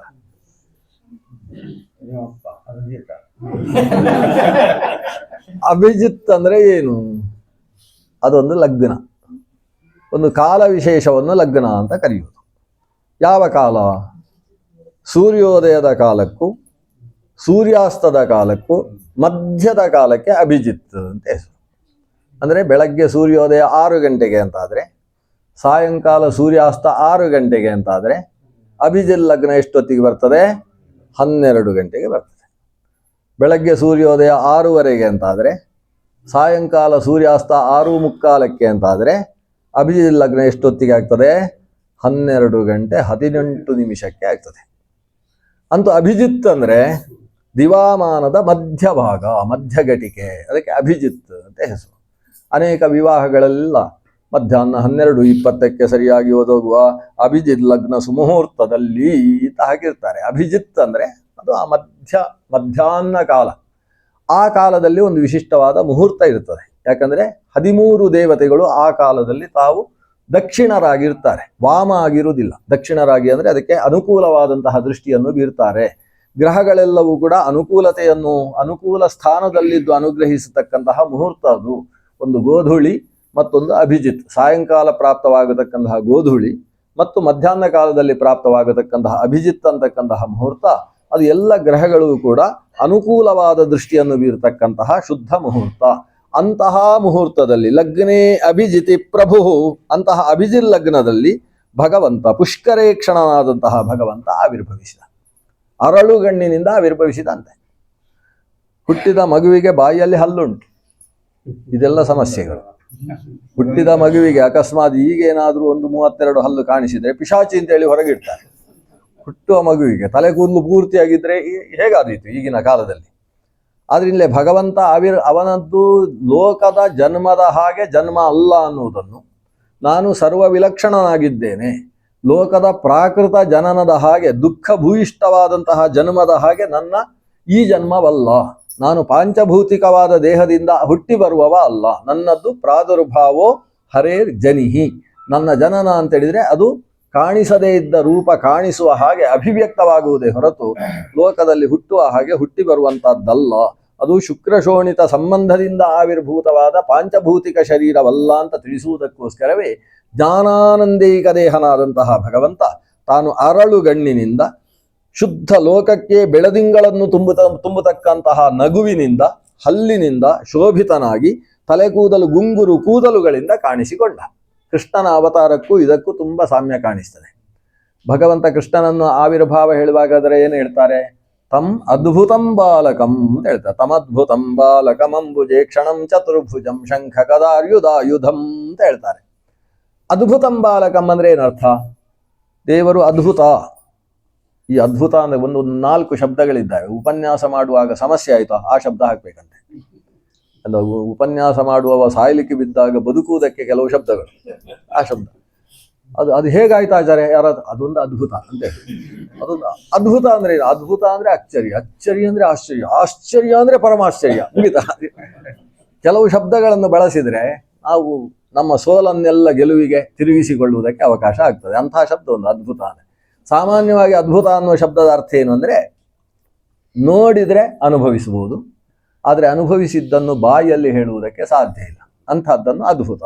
ಒಂದು ಸಮುದ್ರವನ್ನು ನೋಡಿ ಬಂದು ಸಮುದ್ರವನ್ನು ವರ್ಣನೆ ಮಾಡು, ಹೇಗಿದೆ ಸಮುದ್ರ? ಅದೊಂದು ಅಚ್ಚರಿ, ಅದೊಂದು ಅದ್ಭುತ ಅಷ್ಟೇ. ಯಾಕಂದರೆ ನೋಡಿ ನೀನು ತಿಳ್ಕೊಳ್ಬೇಕೇ ಹೊರತು ನಾನು ಅದನ್ನು ನಿಮಗೆ ವರ್ಣನೆ ಮಾಡಿ ತಿಳಿಸುವುದಕ್ಕೆ ನನ್ನ ಬಾಯಿ ಸೋಲ್ತದೆ. ದೇವರು ಅದ್ಭುತ ಅಂದರೆ ಹಾಗೆ. ನಾವು ದೇವರನ್ನು ನೋಡಿ ಬಂದವನನ್ನು ಒಬ್ಬನ ಹತ್ರ ಇಲ್ಲಿ ಕೇಳುವ, ನೀವು ಹಿಮಾಲಯದಲ್ಲಿ 48 ದಿವಸ ತಪಸ್ಸು ಮಾಡಿ ದೇವರನ್ನು ನೋಡಿದ್ದೀರಿ ಅಂತ ಹೇಳ್ತೀರಿ, ದೇವರು ಹೇಗಿದ್ದಾನೆ? ಅದಕ್ಕೆ ಅವ ಹೇಳ್ತಾನೆ, ದೇವರು ಭಾರಿ ಭಾರಿ ಚಂದ ಅಂತ ಹೇಳ್ತಾನೆ. ಇವ ಮೊದಲು ನನ್ನಷ್ಟು ಚಂದವು ಅಂತ ಕೇಳ್ತಾನೆ. ಯಾಕಂದ್ರೆ ಅವನಿಗೆ ಅಂಥದ್ದು ನನ್ನಷ್ಟು ಚಂದ ಪ್ರಪಂಚದಲ್ಲಿ ಇನ್ನೊಬ್ಬ ಇರೋಲ್ಲ ಅಂತ. ಆ ದೇವರ ಮುಂದೆ ನೀನು ಕೋತಿ ಅಂತ ಹೇಳ್ತಾನೆ ಅವನು. ಇವನು ಸ್ವಲ್ಪ ಅಹಂಕಾರ ಕೆಳಗೆ ಹೋಗ್ತದೆ. ಆಮೇಲೆ ಲೋಕದವರೆಲ್ಲ ಯಾರನ್ನು ಚಂದ ಅಂತ ಹೇಳ್ತಾರೆ, ಒಬ್ಬ ಚಲನಚಿತ್ರ ನಟನ ಬಗ್ಗೆ ಭಾರಿ ಸುಂದರ ಅಂತ ಎಲ್ಲರೂ ಹೇಳ್ತಾರೆ ಅಂತ ಅನ್ಕೊಳ್ಳಿ. ಇವಾಗ ಕೇಳ್ತಾನೆ, ಅವನಷ್ಟು ಸುಂದರ ಇದ್ದಾನು ದೇವರು ಅಂತ ಕೇಳ್ತಾನೆ. ಇಲ್ಲಪ್ಪ, ಸಿಕ್ಕಾಬಟ್ಟೆ ಅಲ್ಲ. ಇವ ಕೊನೆಗೆ ಇವನೇ ರವಿವರ್ಮ ಬರೆದ ಒಂದು ಚಿತ್ರವನ್ನು ತೋರಿಸಿ ಇಷ್ಟು ಚಂದ ಇದ್ದಾನು ಅಂತ ಕೇಳ್ತಾನೆ. ಅಲ್ಲ, ಹಾಗಾದ್ರೆ ದೇವರನ್ನು ಮತ್ತೆ ಹೌದು ಅಂತ ಹೇಗೆ ಹೇಳಲಿಕ್ಕೆ ಸಾಧ್ಯ? ಸಾಧ್ಯವೇ ಇಲ್ಲ. ಅದು ಹಾಗೂ ಅಲ್ಲ, ನೇತಿ ನೇತ್ಯಾತ್ಮ, ಹಾಗೂ ಅಲ್ಲ ಹೀಗೂ ಅಲ್ಲ ಅಂತ ಸರ್ವ ವಿಲಕ್ಷಣತ್ವೇನ ದೇವರನ್ನು ತಿಳಿಬೇಕು. ಮತ್ತೆ ಹೌದು ಅಂತ ಇವನಿಗೆ ಗೊತ್ತಾಗುವುದು ಹೇಗೆ? ಇವನೇ ಸ್ವತಃ ಅಂತರ್ಮುಖವಾಗಿ ಎಲ್ಲ ಇಂದ್ರಿಯಗಳನ್ನು ಒಳಮುಖವನ್ನಾಗಿಸಿಕೊಂಡು ಶಾಸ್ತ್ರದಿಂದ ಲಬ್ಧವಾದ ಜ್ಞಾನದ ಮೂಲಕ ಸಂಸ್ಕಾರಯುತವಾದಂತಹ ಒಂದು ರೂಪವನ್ನು ಹೃದಯದಲ್ಲಿ ಧ್ಯಾನ ಮಾಡಿ ಆ ಧ್ಯಾನದಲ್ಲಿ ಪಕ್ವತೆಯನ್ನು ಸಂಪಾದಿಸಿ ತಾನು ನಿರ್ವಿಕಲ್ಪಕ ಸಮಾಧಿ ಸ್ಥಿತಿಯಲ್ಲಿ ಅದನ್ನು ಅಪರೋಕ್ಷೀಕರಿಸಿಕೊಂಡಾಗ ಅವನಿಗೆ ಹೌದು ಅಂತ ಗೊತ್ತಾಗುವುದು. ಅಂದ್ರೆ ಅನುಭವಿಸಿದ ಮೇಲೆಯೇ ದೇವರು ಹೀಗೆ ಅಂತ ಗೊತ್ತಾಗುವುದಕ್ಕೆ ಸಾಧ್ಯ. ನಾವು ಶಬ್ದದಿಂದ ತಿಳಿಯುವುದಕ್ಕೆ ಸಾಧ್ಯ ಇಲ್ಲ. ಅದನ್ನು ಅದ್ಭುತ ಅಂತ ಹೇಳುವುದು. ದೇವರು ಆಶ್ಚರ್ಯವತ್ ಪಶ್ಯತಿ ಕಶ್ಚಿದೇನಂ ಆಶ್ಚರ್ಯವದ್ವದತಿ ತಥೈವ ಚಾನ್ಯಃ ಅಂತ ಭಗವದ್ಗೀತೆಯಲ್ಲಿ ಭಗವಂತನನ್ನು ಆಶ್ಚರ್ಯವದ್ವದತಿ, ದೇವರ ಬಗ್ಗೆ ಹೇಳುವಾಗ ಅದ್ಭುತ ಅದ್ಭುತ ಅನ್ನೋ ಶಬ್ದವನ್ನೇ ಮಾತಾಡ್ತಾರೆ ಹೊರತು ಹೀಗೆ ಅಂತ ಅವರ ಬಾಯಿಯಲ್ಲಿ ವಿವರಿಸಿ ಹೇಳುವುದಕ್ಕೆ ಸಾಧ್ಯವಾಗುವುದಿಲ್ಲ. ಅಂತಹ ಅದ್ಭುತ ಬಾಲಕ ಆ ಮನೆಯಲ್ಲಿ ಆವಿರ್ಭಾವಗೊಂಡ್ರೆ ಆ ಪ್ರಸೂತಿ ಗೃಹವೆಲ್ಲವೂ ಕೂಡ ಬೆಳಗಿ ಹೋಯಿತು. ಮಧ್ಯಾಹ್ನದ ಹೊತ್ತಿಗೆ ಆಕಾಶದ ಸೂರ್ಯನಿಂದ ಊರೆಲ್ಲವೂ ಬೆಳಕಾಗಿದ್ದರೆ ಪ್ರಸೂತಿ ಗೃಹ ಯಾವತ್ತೂ ಕತ್ತಲೆಯಾಗಿರ್ತದೆ. ಅದಕ್ಕೆ ಹೆಚ್ಚು ಬೆಳಕು ಬರುವ ಹಾಗಿಲ್ಲ. ಯಾಕಂದರೆ ಹುಟ್ಟಿದ ಮಗುವಿನ ಕಣ್ಣಿಗೆ ಹೆಚ್ಚು ಬೆಳಕು ಕಂಡ್ರೆ ಆ ಕಣ್ಣು 40 ವರ್ಷಕ್ಕೆ ಚಾಲೀಸು ತರಿಸಿಕೊಳ್ಳುವುದಲ್ಲ. ಅದು ಎಷ್ಟು ವರ್ಷಕ್ಕೆ? 42 ತಿಂಗಳಿಗೂ ಅಲ್ಲ, 42 ದಿವಸಕ್ಕೆ ಅದಕ್ಕೆ ಕನ್ನಡಕ ಹಾಕಬೇಕಾದ ಪ್ರಸಂಗ ಬರುತ್ತೆ. ಅಂದರೆ ಹುಟ್ಟಿದ ಮಗುವಿಗೆ ಅತ್ಯಂತ ವಿರಳವಾದ ಬೆಳಕು, ಅಂಥ ಒಂದು ದೀಪ ಮೂಲೆಯಲ್ಲಿದ್ದರೆ ಸಾಕಂತೆ. ಅದಕ್ಕೂ ಕೂಡ ಒಂದು ಅಡ್ಡದಲ್ಲಿ ಒಂದು ಕಾಗದವನ್ನಿಟ್ಟು ಆ ಕಾಗದದಿಂದ ಬರುವ ಬೆಳಕು ಮಾತ್ರ ಪ್ರಸೂತಿ ಗೃಹದಲ್ಲಿರಬೇಕು ಅಂತ ಒಂದು ವಿಧಾನ ಇದೆ. ಕತ್ತಲೆಯಾಗಿದ್ದ ಪ್ರಸೂತಿ ಗೃಹದಲ್ಲಿ ಈ ಮಗು ಹುಟ್ಟಿದ್ದೇ ತಡ ಬೆಳಕಾಯ್ತಂತೆ, ಸೂರ್ಯೋದಯವಾಯಿತೋ ಎಂಬಂತೆ. ಅಂದರೆ ಈ ಮಗು ಅಷ್ಟು ಪ್ರಕಾಶಮಾನವಾದಂತಹ ತೇಜಸ್ವಿಯಾದ ಮಗು. ಆ ಮಗುವಿಗೆ ನಾಮಕರಣವೂ ಆಯಿತು. ಎಲ್ಲ ಬೇಗ ಬೇಗ ಆಗಬೇಕಲ್ವ ಕಥೆ. ನಾಮಕರಣವೂ ಆಯಿತು. ನಾಮಕರಣ ಆಗುವಾಗ ಕಶ್ಯಪ ಪ್ರಜಾಪತಿಗಳು ಮರೀಚಿ ಪ್ರಜಾಪತಿಯ ಸನ್ನಿಧಾನದಲ್ಲಿದ್ದಾರೆ. ಮರೀಚಿ ಹೇಳ್ತಾನೆ, ಇದಕ್ಕೆ ಹೆಸರಿಡುವಾಗ ಬ್ರಹ್ಮನ ಹತ್ರ ಕೇಳಿ ಇಡು ಅಂತ ಹೇಳ್ತಾನೆ. ಚತುರ್ಮುಖ ಬ್ರಹ್ಮ ಕೆಲವಕ್ಕೆಲ್ಲ ಹುಟ್ಟುವುದಕ್ಕಿಂತ ಮುಂಚೆ ಹೆಸರಿಟ್ಟಿರ್ತಾನೆ. ಆದರೆ ಇದಕ್ಕೆ ಏನು ಹೆಸರು ಅಂತ ಬ್ರಹ್ಮನ ಹತ್ರ ಕೇಳು. ಬ್ರಹ್ಮ ಒಂದು ಮಾತು ಹೇಳ್ತಾನೆ, ಇದು ನಕ್ಷತ್ರ ಯಾವುದು? ಶ್ರವಣ ನಕ್ಷತ್ರ. ಶ್ರವಣ ನಕ್ಷತ್ರದಲ್ಲಿ ಹುಟ್ಟಿದ ಮಗು ಆದ್ರಿಂದ ಅದು ವಾ ಅಂತ ಅಕ್ಷರದಿಂದ ಪ್ರಾರಂಭ ಆಗಬೇಕು. ಆದ್ರಿಂದ ವಾಮನ ಅಂತ ಹೆಸರಿಡು ಅಂತ. ಹಾಗಾಗಿ ನಾಮಕರಣ ಆಯಿತು. ವಾಮನ ಅಂತ ಮಗುವಿಗೆ ಹೆಸರಿಟ್ಟು. ವಾಮನ ಅನ್ನುವುದಕ್ಕೆ ಸಿಕ್ಕಾಬಟ್ಟೆ ಅರ್ಥಗಳು. ಪ್ರಮುಖವಾಗಿ ವಾಮನ ಅಂತ ಹೇಳಿದರೆ ಸೌಂದರ್ಯವನ್ನು ಕೊಡುವವ. ವಾಮ ಅಂದರೆ ಸುಂದರ. ವಾಮನ, ವಾಮಂ ನಯತೀತಿ ವಾಮನಃ, ನಮಗೆ ಸೌಂದರ್ಯವನ್ನು ತಂದುಕೊಡತಕ್ಕಂಥವ. ನಮ್ಮ ಕಣ್ಣಿನಲ್ಲಿರುವ ರೂಪಕ್ಕೆ ವಾಮನಿ ಅಥವಾ ವಾಮನ ಅಂತ ಹೆಸರು ಅಂತ ಐತರೇಯೋಪನಿಷತ್ತು ವರ್ಣನೆ ಮಾಡ್ತದೆ. ಕಣ್ಣು ಮನುಷ್ಯನ ಸೌಂದರ್ಯಕ್ಕೆ ಹೇತುವಾದ, ಅವನು ಏನು ಅನ್ನುವುದನ್ನು ನಿರೂಪಿಸ್ತಕ್ಕಂತಹ ಶ್ರೇಷ್ಠವಾದ ಅವಯವಕ್ಕೆ ಚಕ್ಷುಸ್ಸು ಅಂತ ಹೆಸರು. ಆ ಚಕ್ಷುಸ್ಸಿನ ಮೂಲಕ ಒಂದು ಶರೀರಕ್ಕೆ ಅಥವಾ ಮುಖಕ್ಕೆ ಸೌಂದರ್ಯಪ್ರದವಾದಂತಹ ರೂಪ, ಅದು ವಾಮನ ಅಂತ ಕರೆಸಿಕೊಳ್ಳತಕ್ಕಂತಹ ರೂಪ. ಪ್ರತಿಯೊಬ್ಬರ ಕಣ್ಣಿನಲ್ಲೂ ಇದ್ದೂ ನಿಯಮಿಸತಕ್ಕಂತಹ ಭಗವಂತನ ರೂಪ ಆ ವಾಮನ ರೂಪ.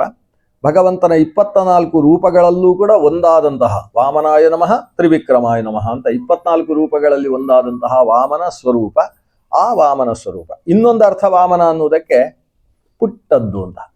ಕುಳ್ಳ ಅಂತ ಹೇಳಿದ್ರೆ ಚೆನ್ನಾಗಿರುವುದಿಲ್ಲ, ಕುಳ್ಳ ಅಂತ ಹೇಳುವ. ವಾಮನ ಅನ್ನುವುದಕ್ಕೆ ಈಗ ಅರ್ಥದಲ್ಲಿ ಕುಳ್ಳ, ಆದರೆ ವಾಮನ ಅಂದರೆ ಕುಬ್ಜನೂ ಅಲ್ಲ. ವಾಮನ ಅಂದರೆ ಪುಟ್ಟದು, ಪುಟ್ಟ ಮಗು ಅನ್ನೋ ಅರ್ಥದಲ್ಲಿ ವಾಮನ ಶಬ್ದ ಇದೆ. ಆ ರೀತಿಯ ವಾಮನ ರೂಪದಿಂದ ಭಗವಂತ ಆವಿರ್ಭವಿಸಿದ. ಯಾಕೆ ಅಷ್ಟು ವಾಮನನಾಗಿಯೇ ಅವತರಿಸಿದ್ದಾನೆ? ಯಾಕಂದರೆ ದೇವರು ಸಂಕಲ್ಪ ಹಾಗೆ ಮಾಡಿದ್ದಾನೆ. ನಾನು ಹೊಡೆದು ಬಡೆದು ನನ್ನ ಅಣ್ಣನಾದಂತಹ ಇಂದ್ರನಿಗೆ ದೇವಲೋಕವನ್ನು ಕೊಡುವುದಕ್ಕೆ ಹುಟ್ಟಿ ಬರುವುದಲ್ಲ. ಮತ್ತೆ ಹೇಗೆ? ಕೊಡಣ್ಣ ಅಂತ ಕೈ ಹೀಗೆ ಹಿಡ್ಕೊಂಡು ಬೇಡಿ, ಕಾಡಿ ಬೇಡಿ ಇವನಿಗೆ ರಾಜ್ಯವನ್ನು ತಂದು ಕೊಡಬೇಕು. ನಾನು ಬೇಡುವುದಕ್ಕೆ ಯಾವತ್ತೂ ಎತ್ತರದ ವ್ಯಕ್ತಿ ಆಗಿರಬಾರ್ದು. ಬೇಡುವುದು ಯಾವತ್ತೂ ಕುಬ್ಜನಾದವನೇ ಅನ್ನುವ ಒಂದು ಸಂದೇಶವನ್ನು ಲೋಕಕ್ಕೆ ಕೊಡುವುದಕ್ಕೋ ಎಂಬಂತೆ ಭಗವಂತ ವಾಮನ ರೂಪಿಯಾಗಿ ಆವಿರ್ಭವಿಸಿದ್ದಾನೆ. ವಾಮನ ಆವಿರ್ಭಾವ ಇವತ್ತು ಸಾಕು ಅನಿಸುತ್ತೆ, 8 ಗಂಟೆ ದಾಟಿತು.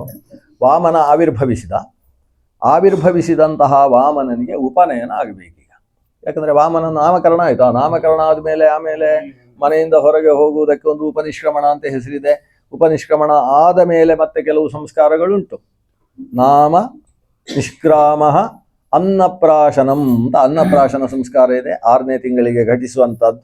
ಆಮೇಲೆ ಚೌಲಕರ್ಮ ಆಗಿ ಉಪನಯನ ಅನ್ನುವ ವಿಧಾನ ನಡೆಸಬೇಕು. ಆ ಉಪನಯನಕ್ಕೆ ಮುಹೂರ್ತ ಇವತ್ತು ಇಲ್ಲ ಅಂತ ಹೇಳಿದ್ದಾರೆ ಜ್ಯೋತಿಷ್ಕರು.